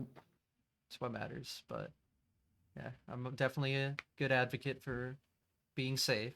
I know some people don't like GDQ being as safe as it is, but again, I like not even getting the GDQ flu, as they say. So Yeah, it's a It's the W GD for flu. me, honestly. And it's weird because so they required masks this SGDQ except if you were doing a run on the stage. If you were on the stage, you could opt out of it as long as you took a test within 24 hours. They stopped doing that towards Oh, the interesting. end because a staff member got COVID. Interesting. So to Okay. be safe, they stopped. So when I did my run, I had to be masked, and I wouldn't have if I could opt, but like it I was fine. It see. didn't affect me or anything. But a staff Okay. member got COVID, and it still didn't spread. So I mean, pog. Yeah, I mean, and I'm guessing as being a staff member, he was probably told like, hey, they were probably told you gotta Yeah, not be around here right now. yeah. They stopped like hosting and stuff. Yeah, Yeah, so makes they sense. handled it well. I'm happy with the way GDQ handles their safety stuff, but yeah, Yeah. it is definitely just not the same as it was pre-COVID. Like not as many people go, and there are like some, especially last year. Like last year kind of sucked. This year was a lot more normal, which Yeah, was nice, and that's true. it still didn't spread too much that I know of. So, but yeah, GDQs are fun. Would recommend. Don't know if they're having one in the winter yet though. They keep doing their winter ones online for. I wonder why. Well, I Well, I think it's kind of know because of the why. whole Yeah. the Florida situation. Hmm. Yeah, Couldn't get out of the contract, so they kind of just have to take the money hit. it's Which, pretty normal. yeah, Pretty normal. yeah, unfortunate, but definitely understandable. So, rather be safe. I'm sorry. But yeah. So don't know what GDQ will be like in the future. I know they'll still have their summers, but I don't know if I'm sure. winters are back I'm yet. sure it'll just kind of go back to normal. Hmm. Like how it was. It just once they get rid of that Florida contract, I feel like it would just be AGDQ, SGDQ is normal live, Yep. and I'm hoping, so but no yeah, one knows yet. yeah, They haven't announced anything, so we'll see. But in the meantime, we have pace. So yes, actually, I and guess we like can just talk about all of GSA. We haven't really yeah, I talked mean, about. Oh, GSA, is where'd my everything volume okay? go? Is that just me? Might just be I me. don't know. Do you Okay, not it's hear just me? me. You got super quiet to me, but then the bar was Oh, fine. So I was like, "What?" My shoulder must have bumped into my like volume oh, slider on okay. my headset. My bad. All right, we're good. Yeah, but basically, oh my God, GSA. We started in summer 2018. Actually, talking about SGDQ 2018, right, like literally days after SGDQ 2018, I was at Simply's house. We spent like a week at Simply's house after, Mhm. and we got a call from Milo and Steve, the two CEOs of GSA, and they called us and they just told us, "Hey, we have like an idea," and that one idea is what started GSA. They were just like, "We have an idea. Like we've been talking about like competitive speed running, and we really want to like we have ideas of like growing that space because like they just really liked the idea of like growing competitive speedrunning, And I also shared the same idea. I was like, oh my God, this is cool. Like I always had the same thought. So like they just told us the idea and immediately I was like, yeah, I'm totally down for this. I want to help out. And then it just basically started off because it was mostly Mario guys. We started off with like a big Mario relay event that we did and we were just getting people together and we spoke to Pac Mhm. who created speedrun.com, and I've always been very good friends with Pac. And when we gave him the idea basically, and he was like really into it, he was like, "Oh, I really like that." And he he was the owner of the Speedrun Twitch account. Mhm. Like he I don't know how he got it, but he had the twitch.tv/speedrun was his account, and he basically said, "Yo, I have this speedrun account too if you guys want it." And we're like, "What? That's crazy." So like he just gave us access to the account, and that was it. That's how we got that account. We just started doing stuff there, and literally within months we started we had the first like GSA season where we had Odyssey, we had Mario 64, we had Celeste, and we had, was that it? Or was it four games? No, it was two categories of Mario. I think it was 16 and 70 star. Mhm. Okay. I can't remember. And then That Celeste sounds and right to Odyssey, me. I believe, yeah. Not And that I know. then And then our first pace was pace 2019, which was very fast because we weren't even around for a year yet. And that was Mm-hmm. very crazy that we even had an event um so early on in April 2019, and we were only around since like July of 2018. And the whole reason why we were able to have that live event was because I went to TwitchCon in 2018 in October in San Jose, California, and we met. Well, I was there alone. I didn't go with GSA or anything. And then they had a big room where it was like a setup room, and it was also used as like the speedrun practice room, where people were doing the speedrun practice and stuff, getting ready for their runs because GDQX was there. And I was in Mm-hmm. that room, and then all of a sudden I hear two voices behind me. It's like, yo, cheese. And I turned around, and it was the two VG Bootcamp guys, Gimmer and Apostle. Um, and of course, they own the Xanadu space where Pace is held, right? So I Mm-hmm. met them, and they've been running all the Smash tournaments for years. And they called my name. They're like, "Yo, cheese." And at first, I saw them, and I was like, "This guy's face rings a bell. I don't know who the fuck. Like, who are these guys?" And they're like, "Oh, we're the VG Bootcamp guys." I'm like, "Holy crap!" Like, I didn't even know they knew who I was, right? Mm-hmm. So we started talking, and they were talking about speedrunning, asking questions, and then I just had an idea. Let me mention GSA to them. I was like, "Oh, like we started this org called GSA. We have these ideas and stuff," and they were like super excited. They were like, "Oh my god, this sounds so cool! Like we would love to talk more about this." Like they were excited about speedrunning. They want to get it. They wanted to get into it, right? So we started talking, and a few months later, we told them, "Oh, we have an idea to have like live events and stuff," and they were like, why don't you guys have an event at Xanadu? And we're like, what? And then, so they basically provided us with a venue space. And that's how we were able to have Pace at Xanadu, Maryland. So thank, thankfully for that, we're able to have these live events and have Pace and have the venue basically. Um, and ever since then, it's just been, trying to figure out how we can keep growing because we obviously focus on the more competitive things more so Mm-hmm. than only charity-based marathons, even though we also have that as part of pace. We do want to we want to be also different in that sense. We don't want to just be repeating what all like most other speedrunning orgs do, which is just like charity marathons, which is always like a speedrun staple. But we want Mm-hmm. to we want to provide that competitive background too. We want our main attraction to be people competing live on stage for prize pools and creating that competitive aspect. Mm-hmm. So that's what we focus mostly on, That's what PACE is supposed to be all about. Like we have that charity aspect where people could have their comfy showcase speedruns to watch and stuff. And then we also have like the main, like during the day, like exciting competitive stuff.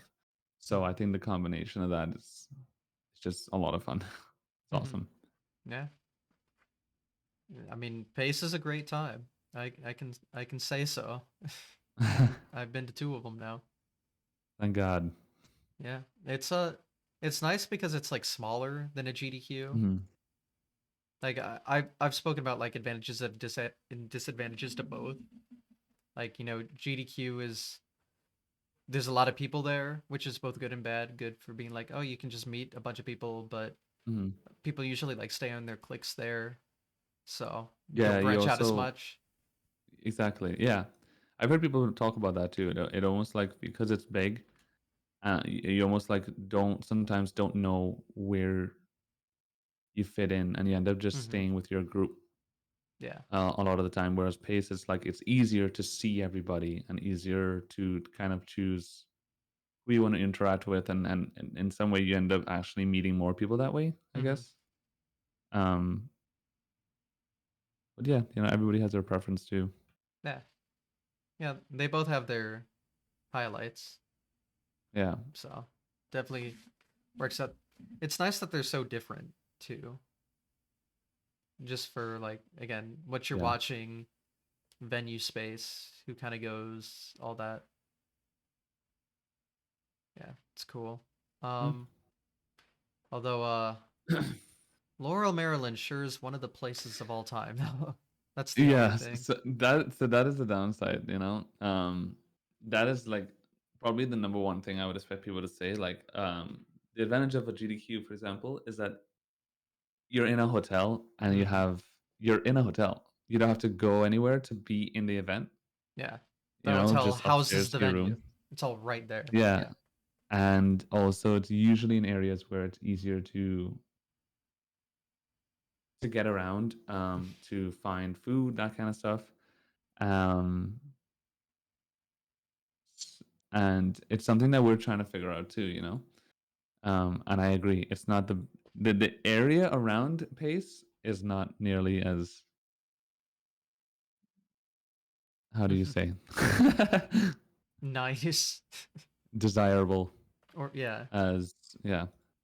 But you Yeah. know, for now it's like it's for now it's what we can do. But obviously, in the future, if Pace keeps growing, then more possibilities would be well possible.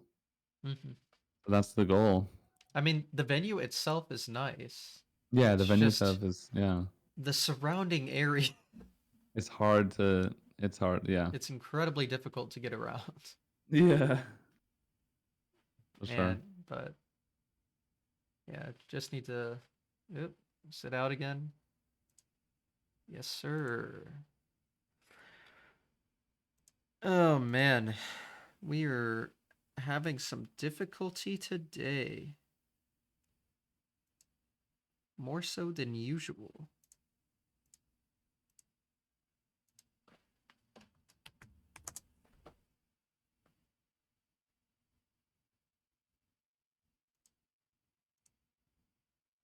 Hmm.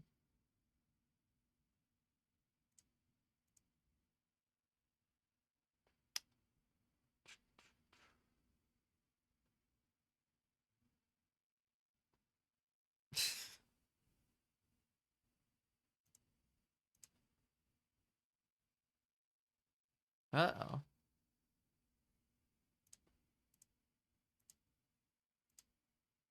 Hasn't come back yet.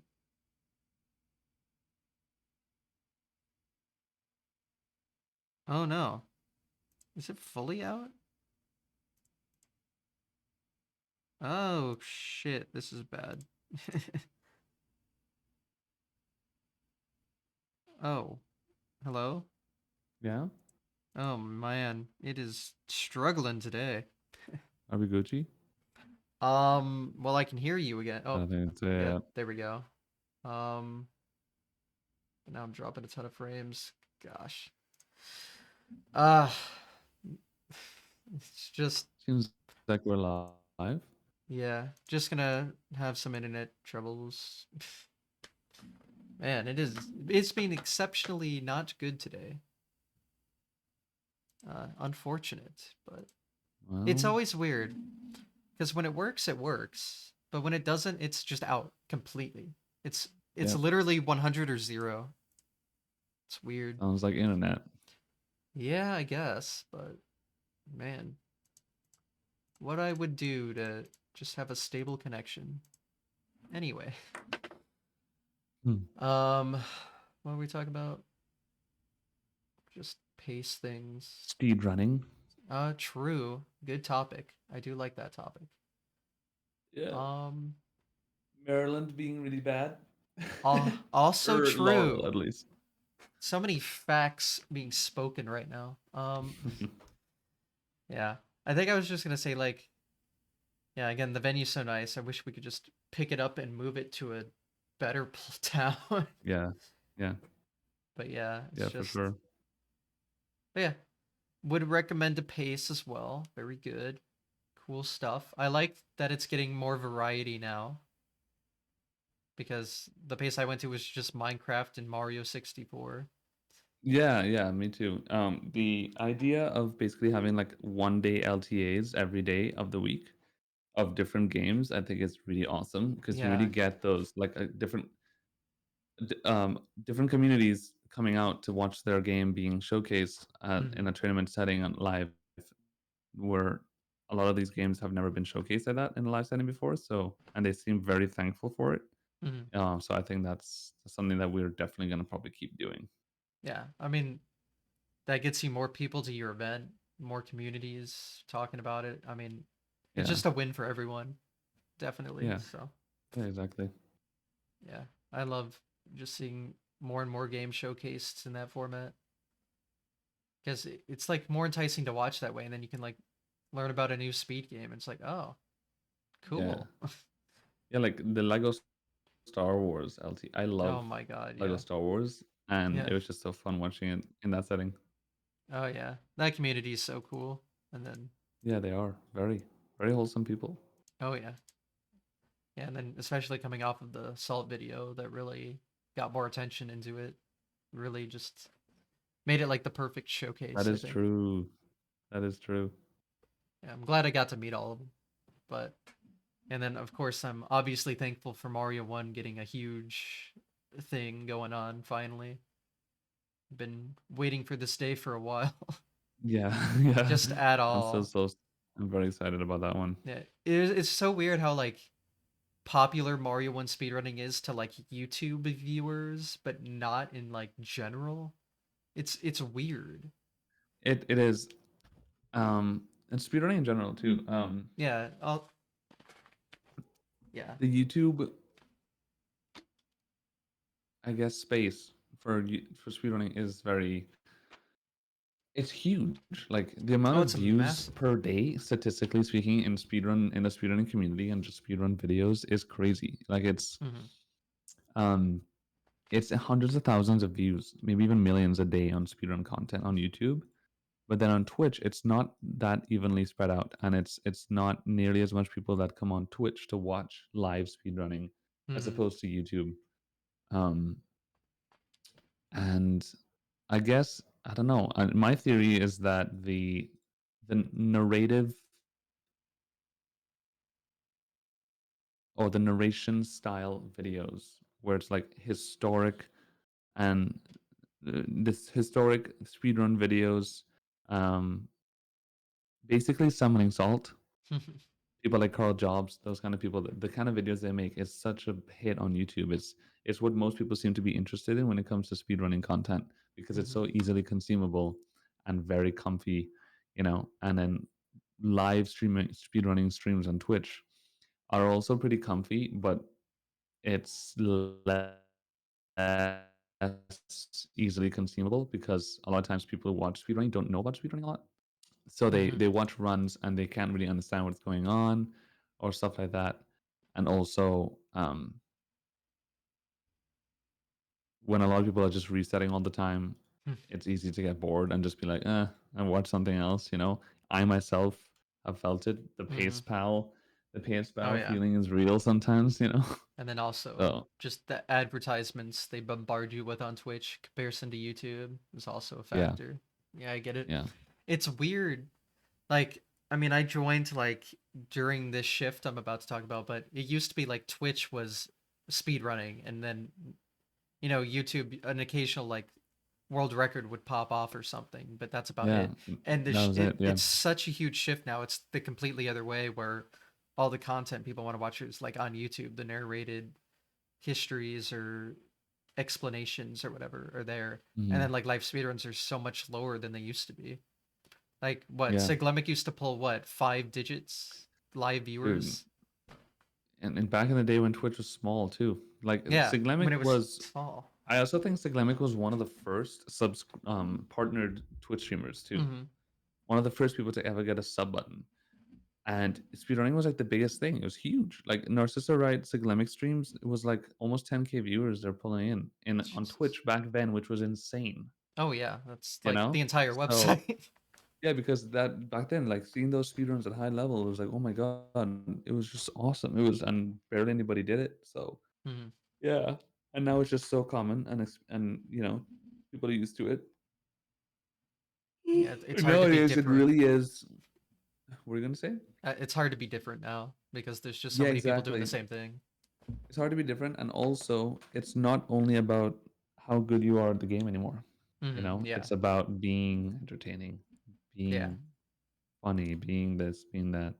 yeah, definitely. So you, yeah, It's just so different. It's weird. Oh boy, it is. My yeah. internet's just struggling hard. Rippies.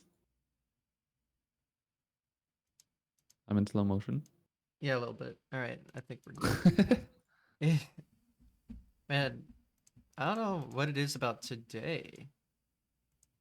Usually I have my issues, but it's usually not this bad. Oh well. Uh, I need to like I don't know. Murder my ISP. I don't know. Out of rage. Make your setup next to the router. If only I could. Mm. It ain't that simple, unfortunately.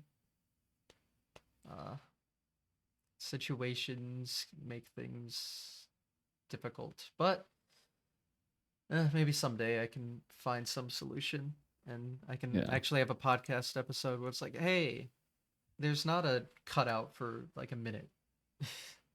It Would be happens nice. every episode, Oh my pretty much. god. Pretty much, yeah.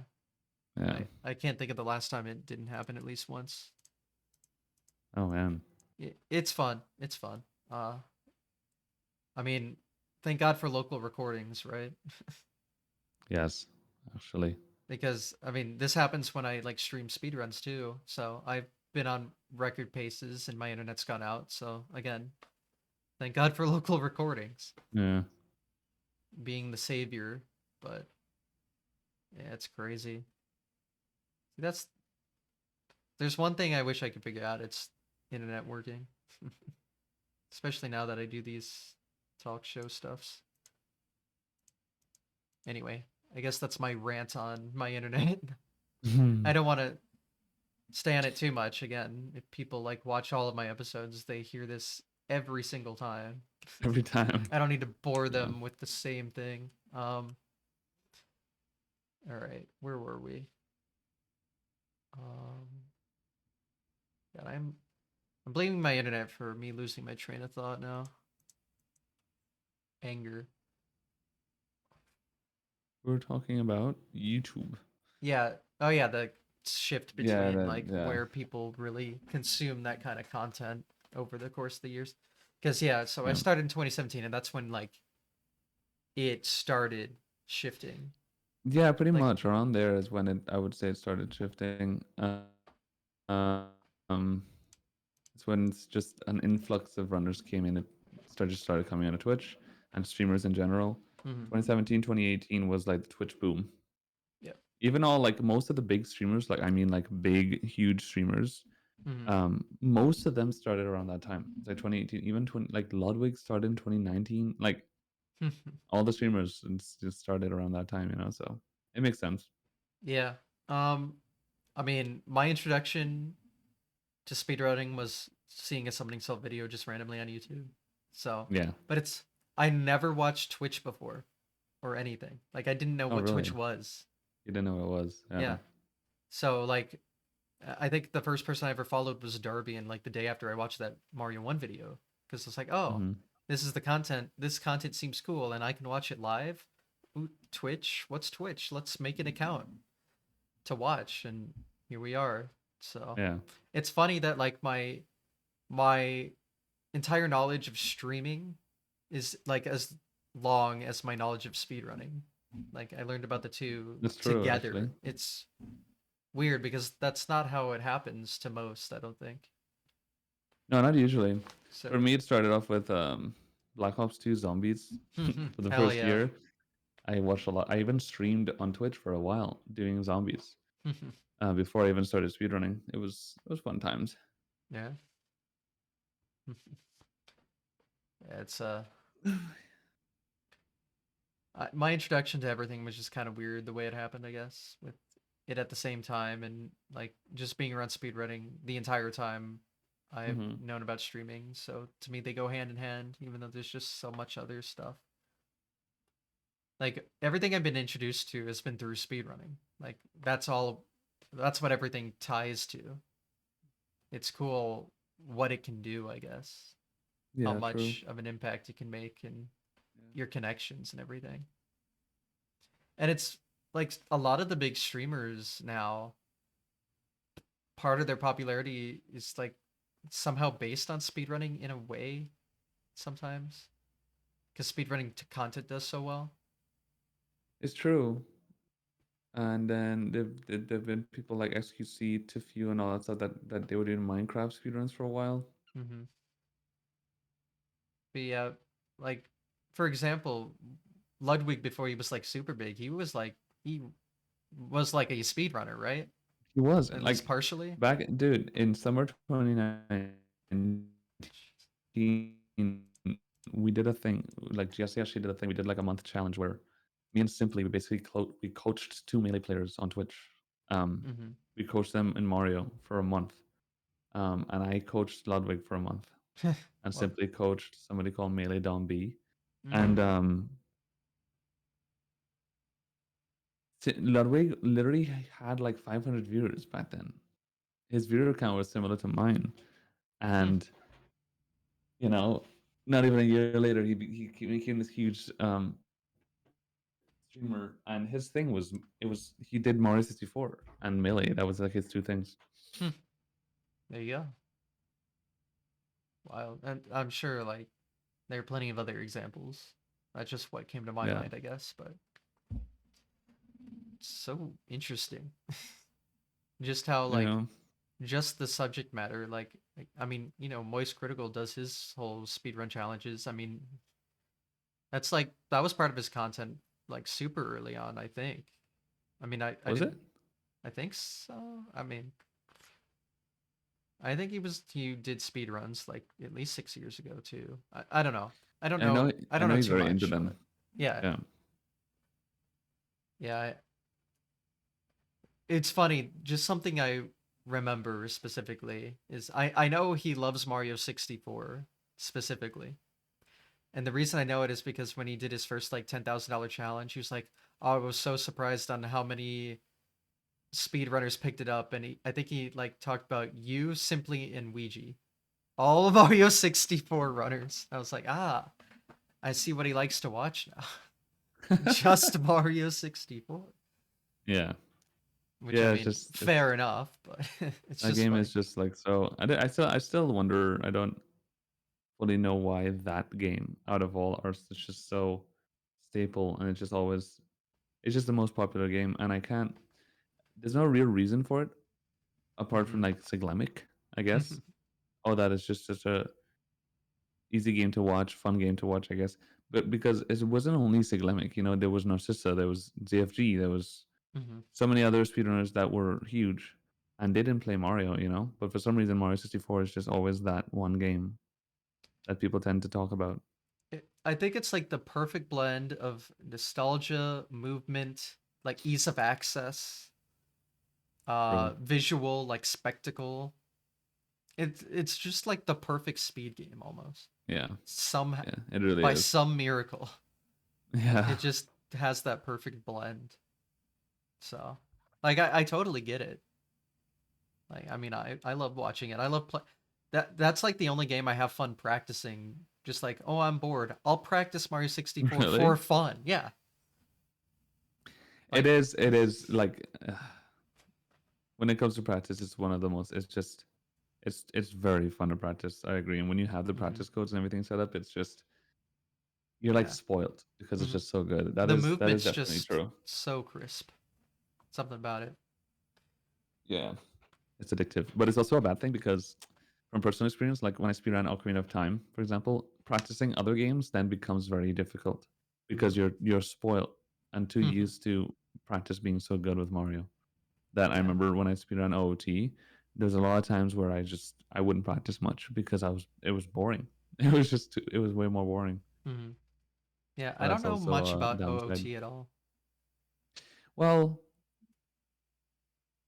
again, when it comes to practicing Zelda games in general, like if you're used to Mario practice, it could never be as fun Mm. because the movement is not nearly as satisfying. It's not nearly as intuitive, I guess, in that sense. So it's easier to get bored and just want to do runs and forget about practice. Hmm. But Zelda games are very hard and extremely complicated. So you need to practice. You need to understand every glitch, every trick, how everything works, or else you can't do it. Yeah. As opposed to like Mario, if you know how to move the guy, you can figure it out. You can do a run. You can't do a run in Zelda in Ocarina of Time unless you understand how the trick works. If there's a wrong warp or something you got to do, you can't do a run unless you know how to do it. Hmm. It's not like Mario where you could just figure out the star and just move and get the star. You have to know how everything works, Yeah. or else, yeah, Yeah. Just I just know that OT is such a big speed game as well, but yeah. I've never like I've never really played Zelda games, so I don't have that reason to really watch it. So when people talk about it, I don't know what's going on. And I feel like that's so like almost abnormal just because of how popular the game is as a speed game. Yeah, So it's just kind of it's funny you interesting. say that because growing up, I barely played Mario 64. I never even owned the game. Um, I played a lot of OT growing up, and it was always like my true favorite game, you know. And I didn't play much Mario 64 growing up, so that um, I don't have that nostalgic feeling for Mario that I do for OT. Hmm. And funny enough, like when I was speedrunning OT, I used to dream about Zelda all the time.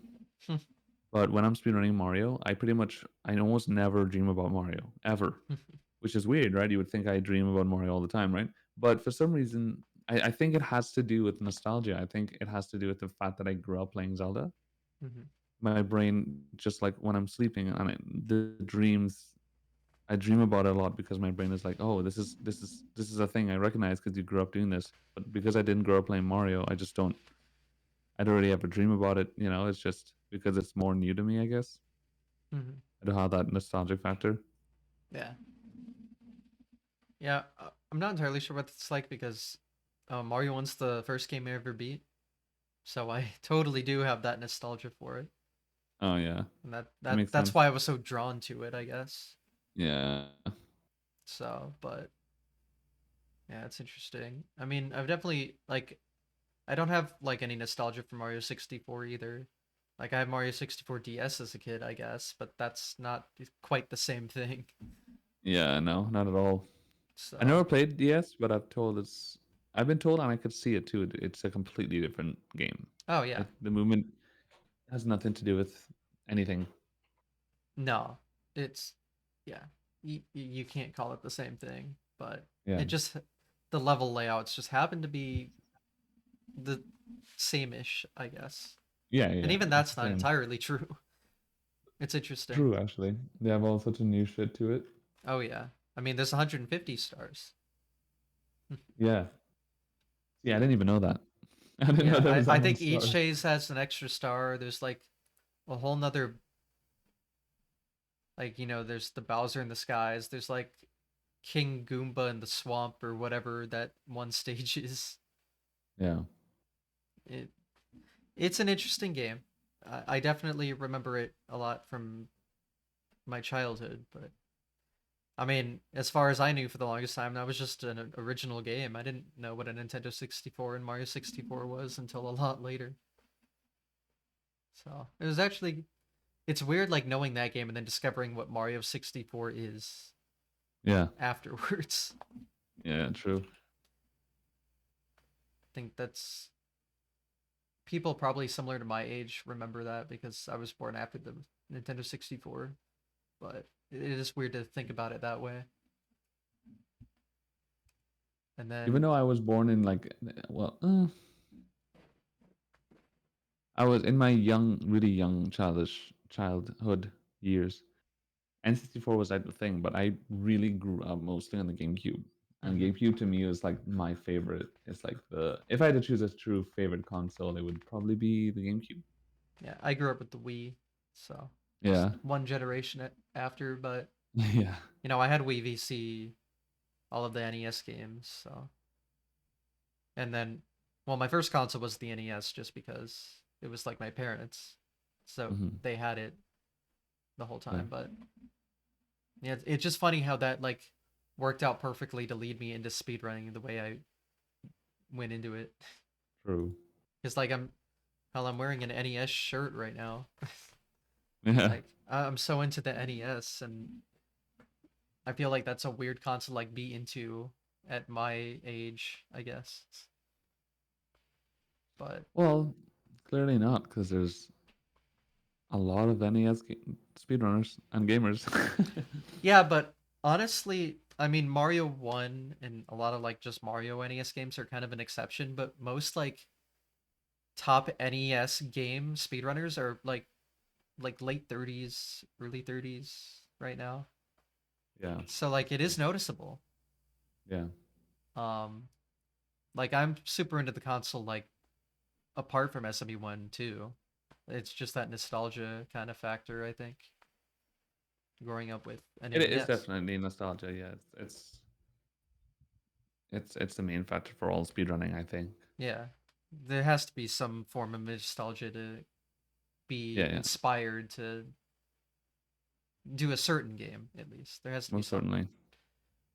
But I mean, jumping from NES to Wii is very interesting jump, I'll Yeah, say. true. Very true. Though I did have a DS, but I mean, talking home consoles.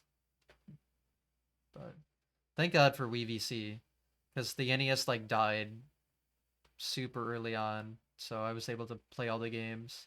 Although I then found out later the NES never really did die, you just had to tilt the thing back into place, so I was able to use my console for speedruns.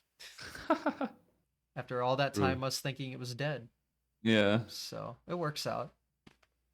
It's funny how things work out, but I mean now I have completely different consoles all modded and stuff, but yeah. starting out I was able to use that like childhood console. Got God, trying to think of my timeline now. I definitely Mm. got world records on that console in Mario 1 on the original cartridge on that console I grew up with. So That's kind of that crazy that it was that the is same cool. console. Yeah, same console, same cartridge, everything. Same Wow. controller. I Yeah. thought I was cool using an N64 for 7 years. Hmm. That's next level. Yeah. I mean, well, now I have a refurbished controller. I have a modded AV Famicom instead of my old NES, and I play on an EverDrive instead of the original cartridge. So it's all different Right. now, just for Yeah. convenience's sake. But it is cool to say, like, oh, I got a speedrunning world record that I'd at least like to think is a fairly big deal on my original everything, at least once before I started like That is awesome. modifying everything. And there's just something to that, I guess. I know some people like stand by that, like they won't play on anything other than like original cartridge or something, but Hmm. just out of convenience, I don't care anymore. Like I'll play on EverDrive, it's the same game. Yeah, that was a huge thing, especially back in the day, and now much less people care about that. Much more people are more open to pretty much everything now. Like speedrunning has evolved now in that sense.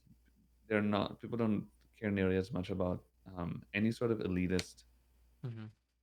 thing that you can think of. It's getting way better. Yeah. Elitism is cringe. We don't care about It that. is very cringe. um yeah, it's interesting though that I'm sure there's a reason for it, but a lot of Nintendo 64 games you can't speedrun on EverDrive. Like I know, pretty sure you can Mario Yeah, 64. no, I know, no, no, you can't at all. yeah. But I mean, I guess that would make sense. But can you? I mean, to me, it makes sense. I actually don't know what communities allow that, if they do. Well, I mean, I do all my NES speedruns on an EverDrive. Do you It's actually? fine. So, oh, Yeah. okay. So they allow that for Mario Bros. One. Mm. They allow it for Interesting. most games. I mean, what I'm talking about is Yeah. Nintendo 64 is like the exception. Is Like it? any other console you can play on EverDrive, and Why is that? I that's why I'm asking. I don't know. I don't know what the. Oh, you're asking. Okay, I thought you said that there's some specific reason. Oh I no, don't I know, don't. I have no actually. idea. I wasn't aware that. I just assumed that I guess most communities, if you had EverDrive and stuff like that, you weren't allowed to use that. No, it's That Okay, I didn't know that. That's interesting. well, EverDrives are reading like the game data off an SD card. It's like the way I see it is like say you have a Switch, you can have the game cartridge or you can buy a game digitally and load it onto an SD card and then run it off the Yeah, SD card. It's the same thing, yeah, and that's fine. So I don't know yeah, why this yeah. wouldn't To be. me, it makes sense.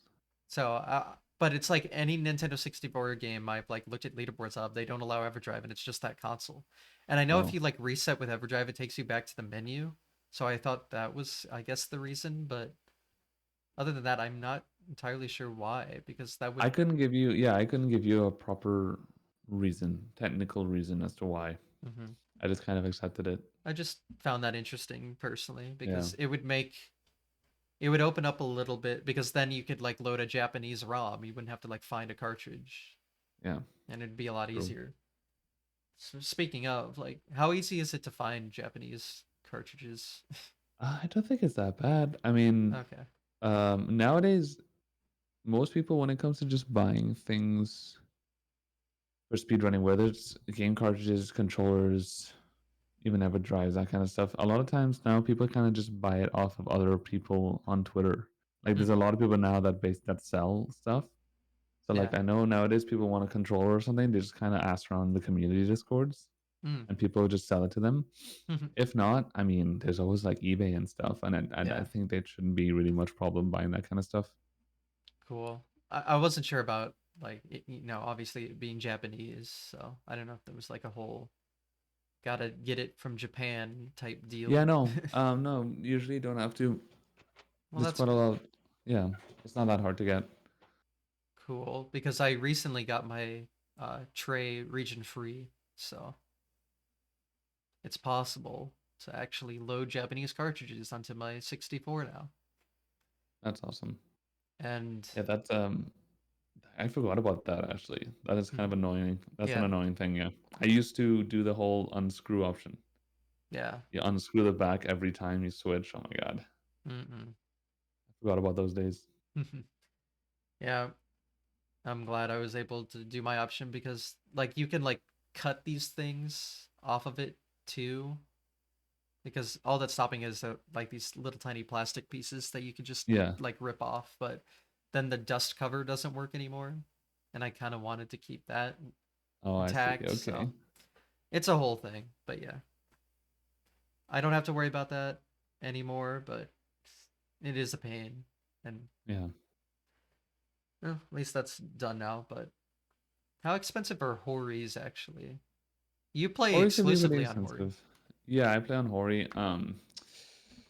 A good Hori, not like barely used, good condition, usually goes from between like 80 to 100. I would not pay less than $80 for Hori just because I know that I'm probably getting a good deal if I'm paying 80 bucks.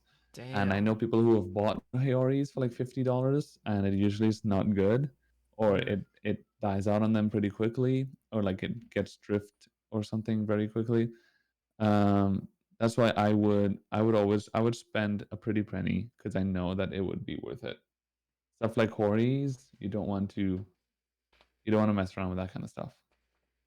yeah. Okay. Um, Wow. Again, those are kind of things that your best option is to ask around your community and Mm-hmm. buy it off of somebody else in the community, um, because they would you know that you're getting a good one most likely, Mm-hmm.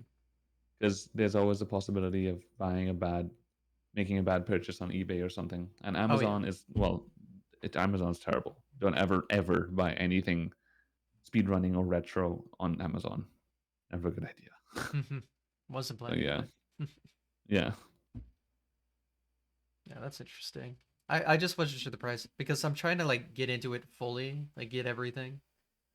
Because I mean, you can only do throws so well on the original controller. Yeah, I would never recommend it. And if you do have like a steel stick controller, I can't even keep up anymore with the amount of steel sticks Oh or steel yeah. bowls and shit they have now.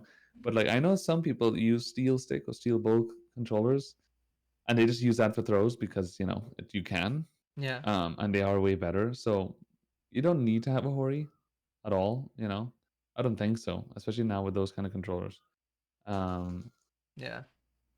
I mean, my controller's just original everything, yeah, so that's when it gets a little weird.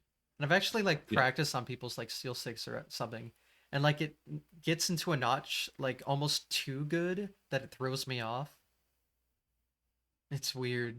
On the steel sticks, Yeah, really. it's just me, but I find it Yeah, hard to and like get something because sometimes you don't want to get it straight in a notch direction. You want to tilt it a little bit, yes, and I find that very difficult on like a yeah, still that stick.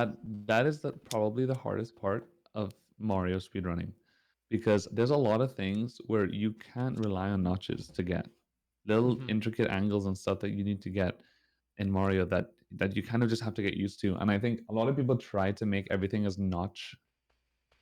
I mean, people try to make everything a notch thing in Mario, where a Hmm. lot of times you can't do that. Yeah. And a lot of people struggle getting used to those very like intricate angles that they otherwise don't want to get used to, or they just assume that you can get that in a notch when you can't. Hmm. um that's where it gets pretty difficult.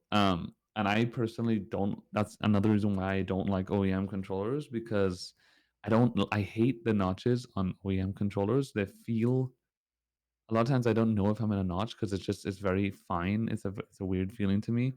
Hori notches are extremely easy to get to, and you can even audibly, like, you can hear when you're on a notch, the like little click thing. Oh yeah. Notches are just easy to get on Hori. The only problem with Hori, yes, where people complain about a lot, is that Hori overall has less angles. Like, it's harder to get a very precise angle on a Hori than it is on N64, and I get that, Hmm. but it's Yeah. still more than good enough. You know what I mean? I mean, Clearly, it's just personal preference. yeah, Yeah, it is. I get it, but I mean, just obviously, I feel like throws would just be easier, just because I don't know. I guess I don't exactly remember what a Hori looks like completely, but I know like on an original controller, if I want to like spin with like the palm of my hand to do a throw, it's Yeah, like impossible to hit B without like yeah, bumping into my thumb, and it's like I can't do this. yeah. So that's the only thing. Yeah, I've never done palm spinning. I like I don't, but my thumb is very fast to Yeah. do like stick spins with, so Oh, well, that there would you definitely go. be the best way. And I assume that's how most people like do throws at high level to do it fast enough is they'll do palm spinning. Hmm. So Probably, yeah. It's the easiest way to do it. yeah, so that's why I would I guess want one, but I didn't realize the controllers were that expensive. That's Yeah, good information, it could be. honestly. It could be. But yeah, I mean, I probably don't have to worry about that yet, but definitely for the future. I do like that they have people make those like switchers where you can plug in both Yeah, the controllers, control then just flick switchers. the switch. That's That's pretty that's a, good. that's a nice thing people do. Although I feel like you do have enough time to unplug and replug the other thing in the cutscenes between throws as well. I can understand it being Yeah, you harder, but do. You do. yeah. It's usually not an issue. I've seen people like crash their game and stuff on purpose, or not on purpose, on accident, Oh, which because is they really like funny. But moved the console. Yeah, yeah, okay. they bump it too hard or something, and I didn't think of that possibility. yeah, That it that has that happened. is yeah, that is something to think about. Hmm. Yeah, it's there's so much going on in Mario 64 speedruns. It's Yeah, interesting. Like controllers, just crazy game. it is. It's fun to talk about It's the though. lifestyle. Yeah. And then like all the stuff you don't like the casual viewer doesn't know about like, you know, lag not lagging as much and camera movements and I mean most of that stuff I still don't even understand. Yeah, It's crazy. yeah, At such at because when you're learning you just want to focus on movement because movement matters so much. I mean that's what matters the most. But at a top level it's like, "Oh, do this to reduce lag. Here's the camera angle you want. Chain push." yeah. Like it's almost like you're worrying about two things at once: camera controls and movement controls. There's just Yeah, so it's much and going on. I always like that a lot. I guess also that's where the 3D aspect comes in. Like, me personally, I get bored. I get bored very quickly playing 2D games, Mm. just because I'm used to 3D games. I grew up with 3D games, so like 2D games for me, like just holding either left or right most of the time. For me, I get bored quickly. I could watch them, Mm. like forever, but I get bored quickly. And but the 3D aspect just adds that whole extra quality about it that just makes it more exciting for me, you know. But again, it Mm. depends on what you're into. But yeah, that's making like the whole 3D aspect makes it so much more complicated. Mm. Oh yeah. Yeah. I like the simplicity of 2D speedruns. Yeah. Well, I say Yeah, simplicity, but then there's also sometimes some ridiculous bullshit too. So, yes. but as Yeah. someone who enjoys also running Mario 64, not quite as good as most people, but like I've never worried about certain camera movements or um like certain D-lag strats because it's just almost too complicated. I just like Yeah. moving the Mario, I guess. Yes. So Yeah, it's it's a very weird thing to even explain. yeah. It's just a feeling of moving the guy that just is Hmm. fulfilling. Yeah, but it's just crazy that you can get so good at moving the guy, but then you get to a certain level where you also have to move the guy while moving the camera certain ways at Yes. certain times. Yes. Sometimes there's moments where I actually feel like it's impossible for my fingers to move fast enough to like play quickly. And I'm just Mm, like I don't know what to do. interesting. Yeah. I mean, there's a lot going on, that's for sure. Yeah. But again, like the casual viewer is not gonna know about camera movements really. They're just gonna see the Yeah, Mario no. go. So They're not gonna, yeah, nobody understands at all until they actually play the game yeah, and then they so realize, "Oh my God." yeah, when you see a Mario 64 speedrun as a casual viewer and you're like, holy shit, that's insane. It's Yeah. actually even more insane. It is even more insane. In Way more. yeah. That's what I always find interesting is learning about or knowing about what goes into a speedrun that people don't really understand Yeah. casually. Like you just wouldn't know. Because it just makes it even more impressive. Like people that find things impressive don't know just how impressive it actually is. Yes. And that's what I like about getting into speedrunning community and learning more about it is just how crazy some things are. Because I mean, there's stuff like that for almost any game you could probably think of. Yeah. There's something you you're not going to understand everything in every game, so what you're watching could be 100 times harder than what you think it is, just because Probably there's is too. some Usually always is. yeah, it's always something. It's crazy. But yeah, I think Mario 64 has always been a good example with, especially on console, having all the lag movement and camera movement. Mhm. And then, You know what? Funny enough, um, one game that I would say is actually easier when you. It's easier than you think when you play it as opposed to watching it. Would be Ocarina of Time, and maybe even mm, like a lot of Zelda games.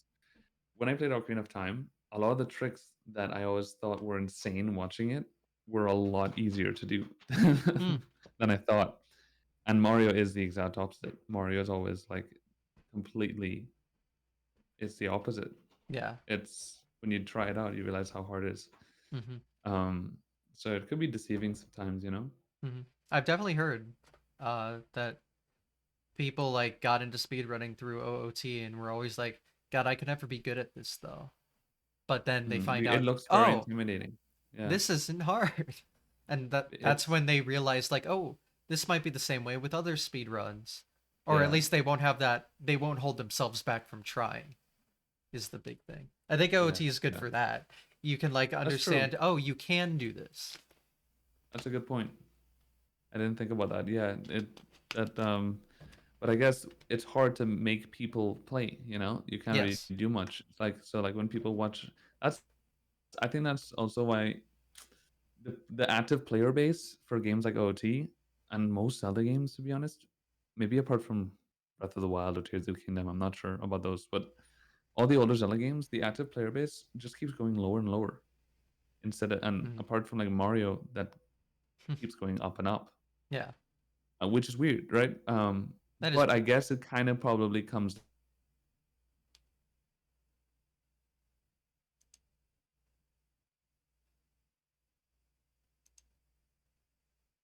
that Oh, I am out. Okay.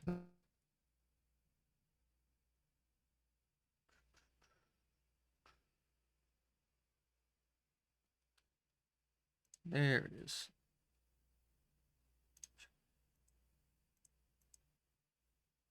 I guess I'll just keep swapping between the Wi-Fi's until it works. Internet. Hi. Hi. Is it good? I have to just keep typing this command all day. Okay. Yeah. We're back. Uh, anyway, sorry to cut you off. What were you saying? It's all good. No, I think at the end of the day, it probably has to do with mostly that the decline in player base Hmm. or active players is the fact that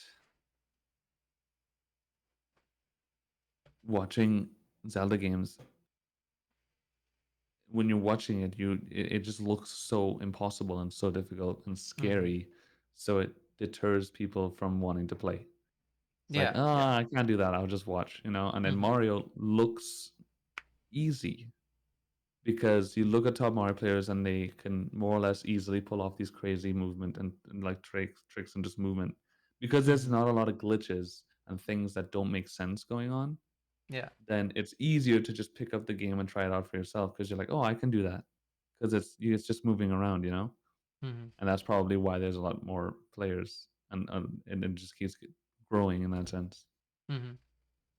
Yeah, it's So yeah, it like does the exact opposite of what it should. Like, yeah, oh, this game looks, this game is actually easy, but because it looks hard, no one does it. And this game is actually hard, but it looks easy, so people actually do it.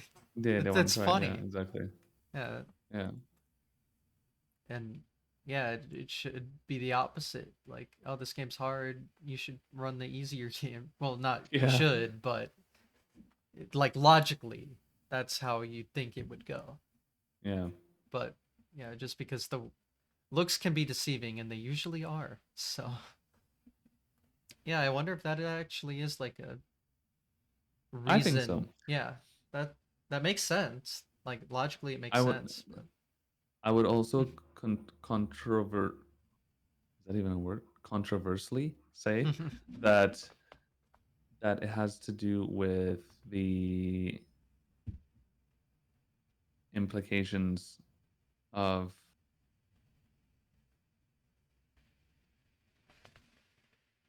SRM and what I'm trying to remember the name of the other one. Ace, that kind of stuff that was arbitrary found code. in these Zelda games Yeah. that created these complicated categories and things that people like, I can't still can't understand. Yeah. I think that even probably deterred people from wanting to actively speedrun them even more because they look even more insane, even harder to understand. So people just kind of like it kind of stops people from wanting to really get into it themselves. Yeah. And that's the other But who thing. knows? Like, there's other categories that are easier that you could like start Yeah, off with, but yeah, people usually just go to whatever's the fastest, and it's yeah, usually the hardest. exactly. Oh, they look at the bigger streamers, and if the bigger streamers are doing the hard, crazy Yeah, yeah. categories, then they think that those are the only categories, you know, that they Also have to true. do that Yes. one. Hmm. Yeah, Yeah. Definitely. At least for Mario 64, 120 is like the most popular one. yeah, by far, yeah. So I wonder if that deters people from trying it because again, like the active player base for Mario 64 is so big still though. Hmm. But I wonder if it'd be bigger if like more casual people like cared about the other categories as much as they do Yeah, the 120 because 120 has the least amount of runs on the leaderboard. So that's it. yeah, out of all the categories, I'm pretty sure 120. maybe not zero, maybe except for zero, but Yeah, even 1 star? No way. I I could be That'd be wrong. crazy. I know 70 and 16 for sure have more. Yeah, I'm that makes sense. pretty Yeah, sure one 'cause has more. I could be wrong, especially but 16 because it's so easy to learn and just get into. yeah, definitely not Um, zero. Just I will be extremely shocked yeah, if 1 star has more submissions than 120. But because yeah, SPLJ is like it's a whole thing by itself. But it is. Yeah, that's I could be interesting. wrong, but I mean, the point still is like obviously 16 has the most, 70 has a good amount, but even compared 120 compared to 70 is a massive jump. Like, Really? yeah, Wow, I interesting. I'm pretty sure. I'm No, I trying to mean go. you I'm could trying to go totally be right. based on. I'm just Yeah. shocked. No, I'm just. I want to make sure I'm not spreading misinformation. I'm trying to go based off of Ah, like when I would submit a PB, what my placement would be in comparison. Because my runs are usually pretty shit. So what would my so that's what I'm let's basing it off see. of. But I'm pretty sure. Is there an overall number? Um, if I am speedrun.com. If Oh, it you does go say to a okay. if you go to a category and scroll all the way down, it'll say like you're seeing one of 200 out of total, and then that would give you 70 your number. star, 1,106 runs for 70. Yeah, that's a And lot. then 1,107. And then for 120, it would be. It's probably like No, this is just 164. yeah, So 600. Wow. yeah. See, Exactly 600. like One half star. half the amount. Yeah, I'm sure one star is less than One star is 600. 443. That's still So a it is less. ton though. That is a lot. Like That's a the lot. gap between 1 and 70 is less than 70 to 120. And that's Yeah. weird. That is pretty crazy. So I think that like kind of not proves but like helps the point that most people see 120 and are like I'm sure 120 being as long as grueling as it is doesn't look as like intriguing to run, so people don't run it and maybe don't Yeah. know about the other stuff, or They're at the very least fourth they're less likely to run 120.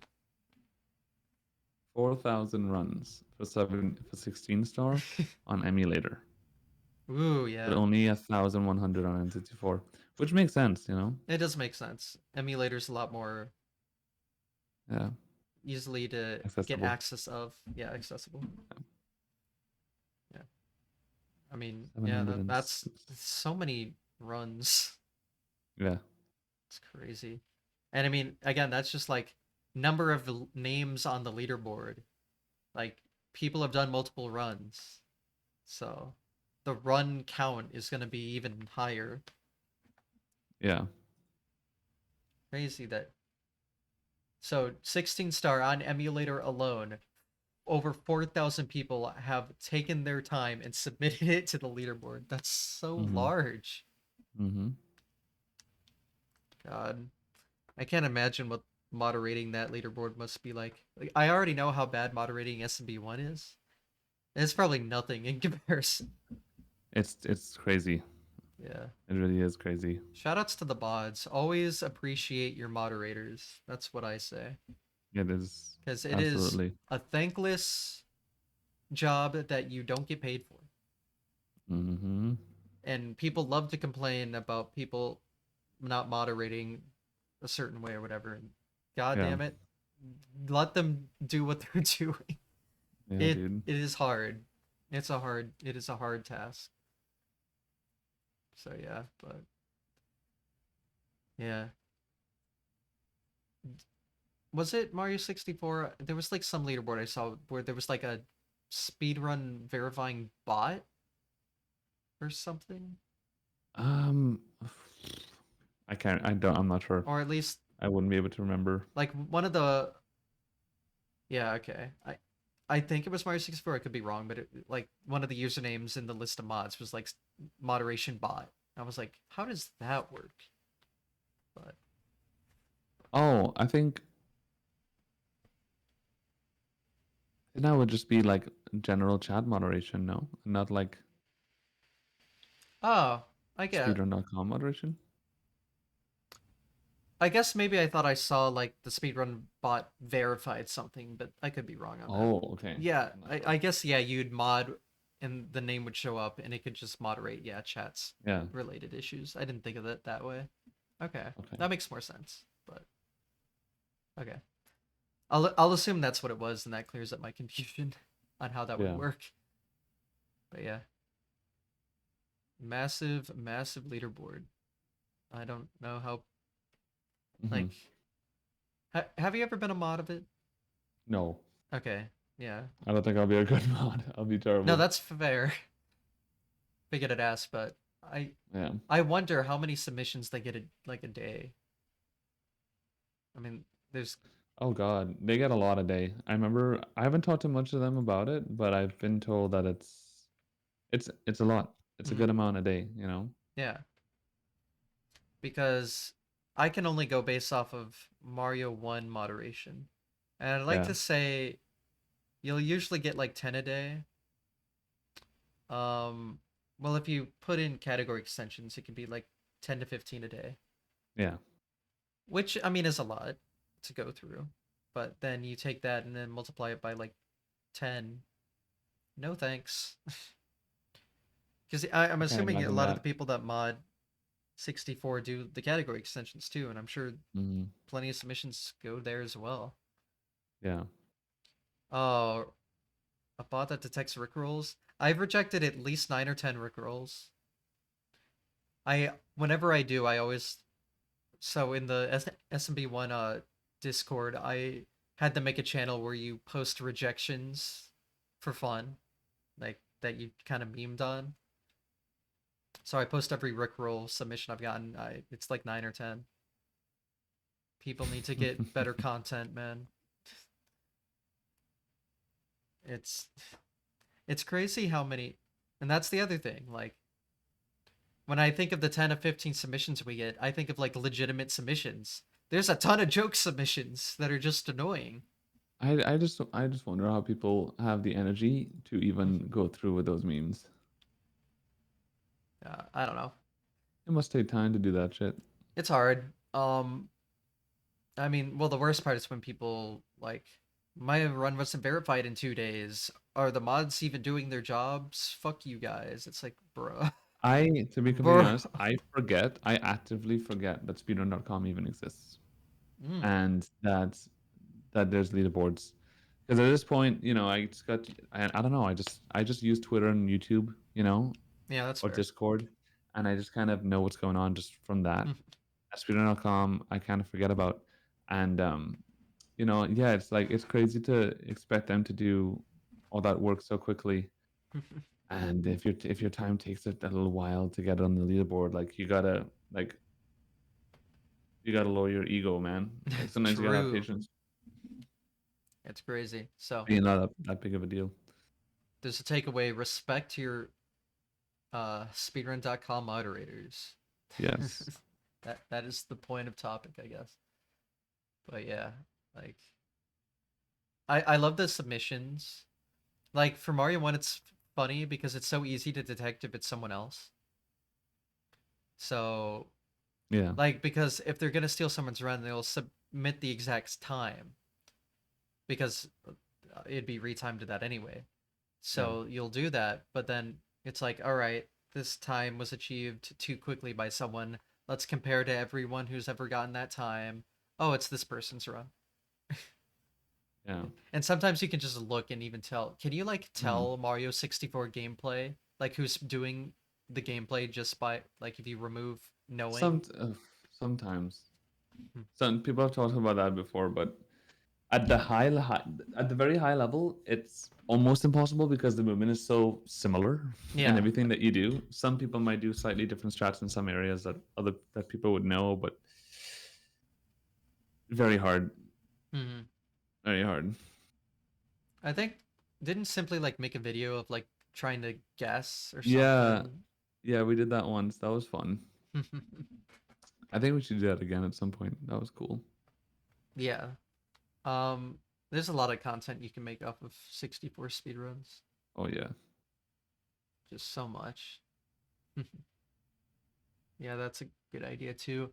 But I was just curious because, you think of Mario 1 and you think, well, everyone's gameplay is going to look literally the same because it's Mario 1, but you can tell Yeah, like who's doing it.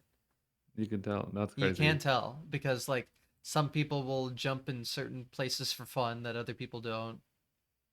Like it depends on like the area of which you're looking, but Yeah, yeah.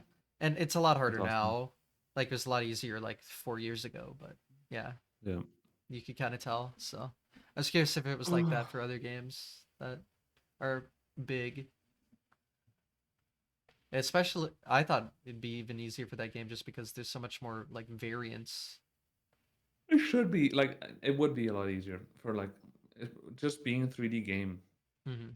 Because if it's a 2D game, it would be way harder, I imagine, because it's you don't have that extra dimension to like see. Hmm. Yeah.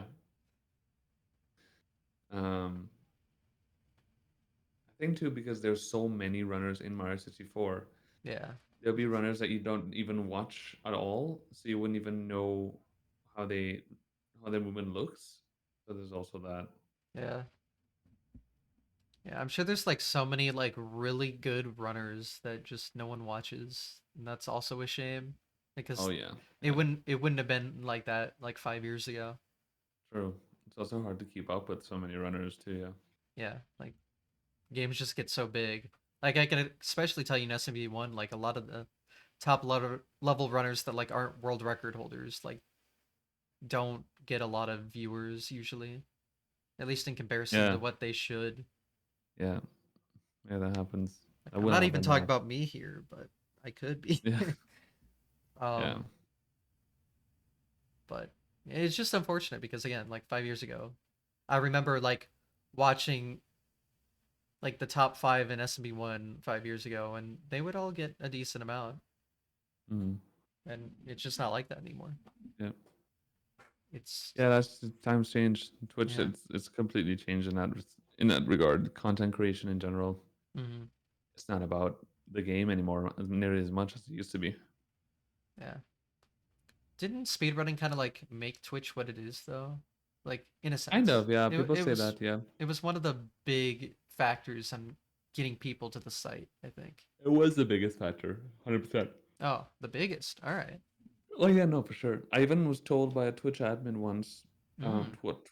Twitch staff, that this was a few years ago, that if you, at that point at least, if you took, at any given point, if you took like all the statistics of viewership on Twitch at any given point, and you would categorize them, speedrunning was like is usually always the biggest Hmm.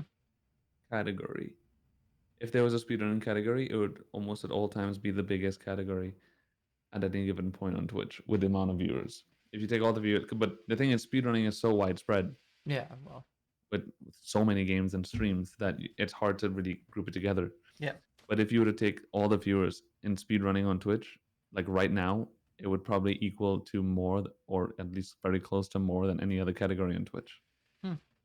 Like just chatting, or any like big games like Valorant or whatever. Those any Minecraft speedrunning would be the biggest, you know. So that says something. Oh, yeah. Yeah. Like I definitely knew it helped like kind of kickstart things, but even Oh today, yeah. huh? Even today, Because yeah. Even you today. you think of Twitch now and there's just so much content on there. Yeah. Crazy that it Yeah. could keep up with that, but Speedrunning keeps growing, dude. That's the great thing about it. It somehow, just keeps getting by bigger. all means, it Yeah. just keeps going, Just keep going. which makes a lot of things easier and a lot of things harder, but Oh yeah. overall, it's a plus. We love to see it, I think. Yeah. It's nice to get it's nice when you're like more and more able to just be out and about and someone knows at least what you're talking about, I guess. Yeah. That makes sense. Have you ever been Yeah, like for sure. recognized? A few times. Really? A few times here at home, like in Madrid. Yeah. In the past few years, about 3 times. Huh. And it would be less here too because and like I'm surprised when it happens here because there's not I don't have a lot of like viewers in Madrid, you know. Most of my Yeah. viewers are in North America. Hmm. But yeah, it's happened a few times, and there's a ton of people, tons, like tons of people that just watch speedrun content on YouTube that know about runners, but they don't watch them Hmm. on Twitch because YouTube is a lot bigger than Twitch overall. Yep. Um, so I know there's a lot of people here that don't know who I am or have heard of me in a Summoning Salt video or something Hmm. that don't watch me. Um, and I've seen randomly like people would just I would be out somewhere and I would see somebody kind of like looking at me and they're like being a bit awkward. Like you could tell they know who I am. Or have seen my face before, but But they don't know don't know exactly who why. it is. Yeah, Yeah, it's happened quite it's a bit. funny. Interesting. It's crazy that speedrunning is so big that that's even possible.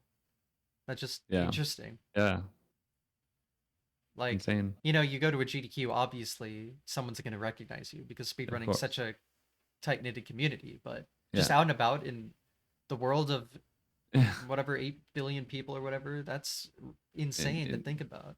yeah, it does. It is pretty crazy. But yeah. And it's, again, just still gets bigger. So more people know about it. More people might have seen a video. And it's like, oh, wait. I always wonder. I did have one time in like 2018 or 2019. I've told the story before, but not to you. But I had a neighbor 2 doors down from me that randomly texted me. We hadn't talked in like 2 years. He texted me out of the blue and he said, "Is this you?" And linked a Bismuth video. It was me, all right. Just from my username because like I didn't show my face back then. But just what are the odds? That But then you think like, wait, speedrunning is like actually massive. So it's I huge. guess It's huge. it's Yeah, not, the odds aren't that like they're not that small. No. ridiculous. Um, and you have to also consider the fact that most viewership on sites like Twitch and YouTube and stuff come from North America, Europe, Hmm. Yeah. and like South America, Central America. That's most like so. If more than 50% of all viewership period on YouTube and Twitch comes from North America, that's like a huge part of the world basically Hmm. eliminated. So there's even more possibility that if you are in North America, you'll get recognized. So Hmm. Yeah. yeah, Yeah. Most speedrunners are just North American, aren't they?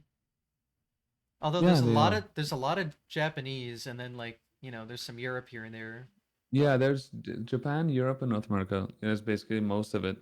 mhm. But with that said, North America, it's like more than 50%. Yeah, it's It's like crazy. insanely massive. Yeah, yeah, But I'm actually like surprised how big Japan is with it though. Like I yeah, mean, and it's a very small country too. yeah, it's very But I guess small, it makes but sense too. Japan it is it's like the home of Nintendo. It's home of most things in that space. It makes sense. it They're very big does, on but gaming. I'm just impressed like how big it is with how small of a country it is in comparison. Yeah, that's Like true. Yeah, that's what's interesting. Like cuz like especially Mario 64 like a lot of half of top runners are Japanese players, yeah, you know, true. and it's been like that in other games too. Hmm. So, it's just crazy. Yeah, Like it can be that amount with how small that country is in comparison to the rest of the world that does it. It's really cool that way though. It's cool how worldwide it is. Like even though like most of it's North America, but it is like a worldwide thing. it really is a worldwide. It's a whole community. Yeah, And there's something so cool about that because yeah, I've heard like, back in the day, like before my time, like you didn't even know about other countries doing things. Like especially like Japan speedrun community and United States were so disconnected. Like you didn't yeah. know what the true world record timelines were until much later, where the internet kind of True. combined it. That's And true. that's just so that's so interesting to me. I guess just something about that. Yeah, And again, just showing how big Japanese speedrun community is with how small the country is really yeah. cool. I wonder like how many people in Japan just know about speedrunning, like in comparison to like the amount of people that would know speedrunning casually in like the United States. I wonder what that correlation would be. Yeah, I don't know. I obviously wouldn't have any idea. Yeah, I mean, there's no way to I know know, there's but some speedrunners that have been to Japan many times, so maybe they would know, like people like Chrism and stuff. I know he's been to Japan a lot of times. yeah. And then also if you look at Batora's stream, Batora gets like 3,000 viewers. Like he's a huge streamer. Damn. Really? Yeah, so yeah, he's huge. Wow. So it's obviously big, and they have RT in Japan, the live Yeah. event. That's basically like the Japanese GDQ, Mm-hmm. and they get a lot of people there. I don't know how much, but they get quite a lot of people. So Mm-hmm. yeah, Yeah. Every like big speedrunning group has their own event. Like North pretty America much. has the Yeah, GDQ, Europe has the ESA, and Japan has RT in Japan. yeah. There That's you like the go. big three, huh? There Huh. you go. That is cool. But yeah. I don't know. All It's right. statistics like that that I find interesting, and it's Yeah, cool to talk about just how big it really is they in need to have different one in parts of the Brazil. world. Brazil. Oh yeah. Well, Because it'd be all Subway servers. We don't want to see that. we know how No. much Brazil loves speedrunning. Yeah, But yeah. Um yeah, man. That was awesome. that would It be another is one. 4 p.m., so I need to get going. Mm, But I see. very enjoyable talk. Yeah. How much time do you have? Do you have like a little bit? Um We could wrap it up, obviously, but like. yeah, I should get going because we have some stuff to finish up in the house that we've Oh been yeah. delaying forever All right. Yeah. before I start my stream tonight. Gotcha. Gotcha. All right. We can wrap it up. I just usually like ask for questions if there's any, and try to get a couple rapid fire stuff at the end. But that's All fine. right. All right. Well, thanks for watching then. Go ahead and self promote to your liking. Well, I see you put it on the I stream. do that, and in the My description. Twitch, my YouTube, my Twitter. I Yeah. mean, Twitch, cheese. That's the most important. Yes. But yeah, um, that's pretty much it. I Mm-hmm. enjoyed the talk. That was really nice. Got some stuff there that I don't usually talk about, which is cool. So Yeah. that That's was good. nice. Yep. Yeah, it went well. I if you're satisfied, then I'm satisfied. So Yeah, it was nothing great. nothing we missed of importance. Yeah, I mean, with speedrunning, you can talk forever. You So there's could. It always is stuff that you true. can talk. Yeah, something about it. Yeah. Something about it that's cool. So, all right. Well, then we can wrap it up here. Thanks for watching, everyone. Thank you. Yep. If you're watching here on Twitch, this will be uploaded later tonight. If you're watching on YouTube, I stream these every Sunday or close enough. So, watch them live if you want. All right. Take care, Appreciate everyone. it. Yep. Have a Thank you good so rest of much, your day. man. Bye bye. Bye, chat.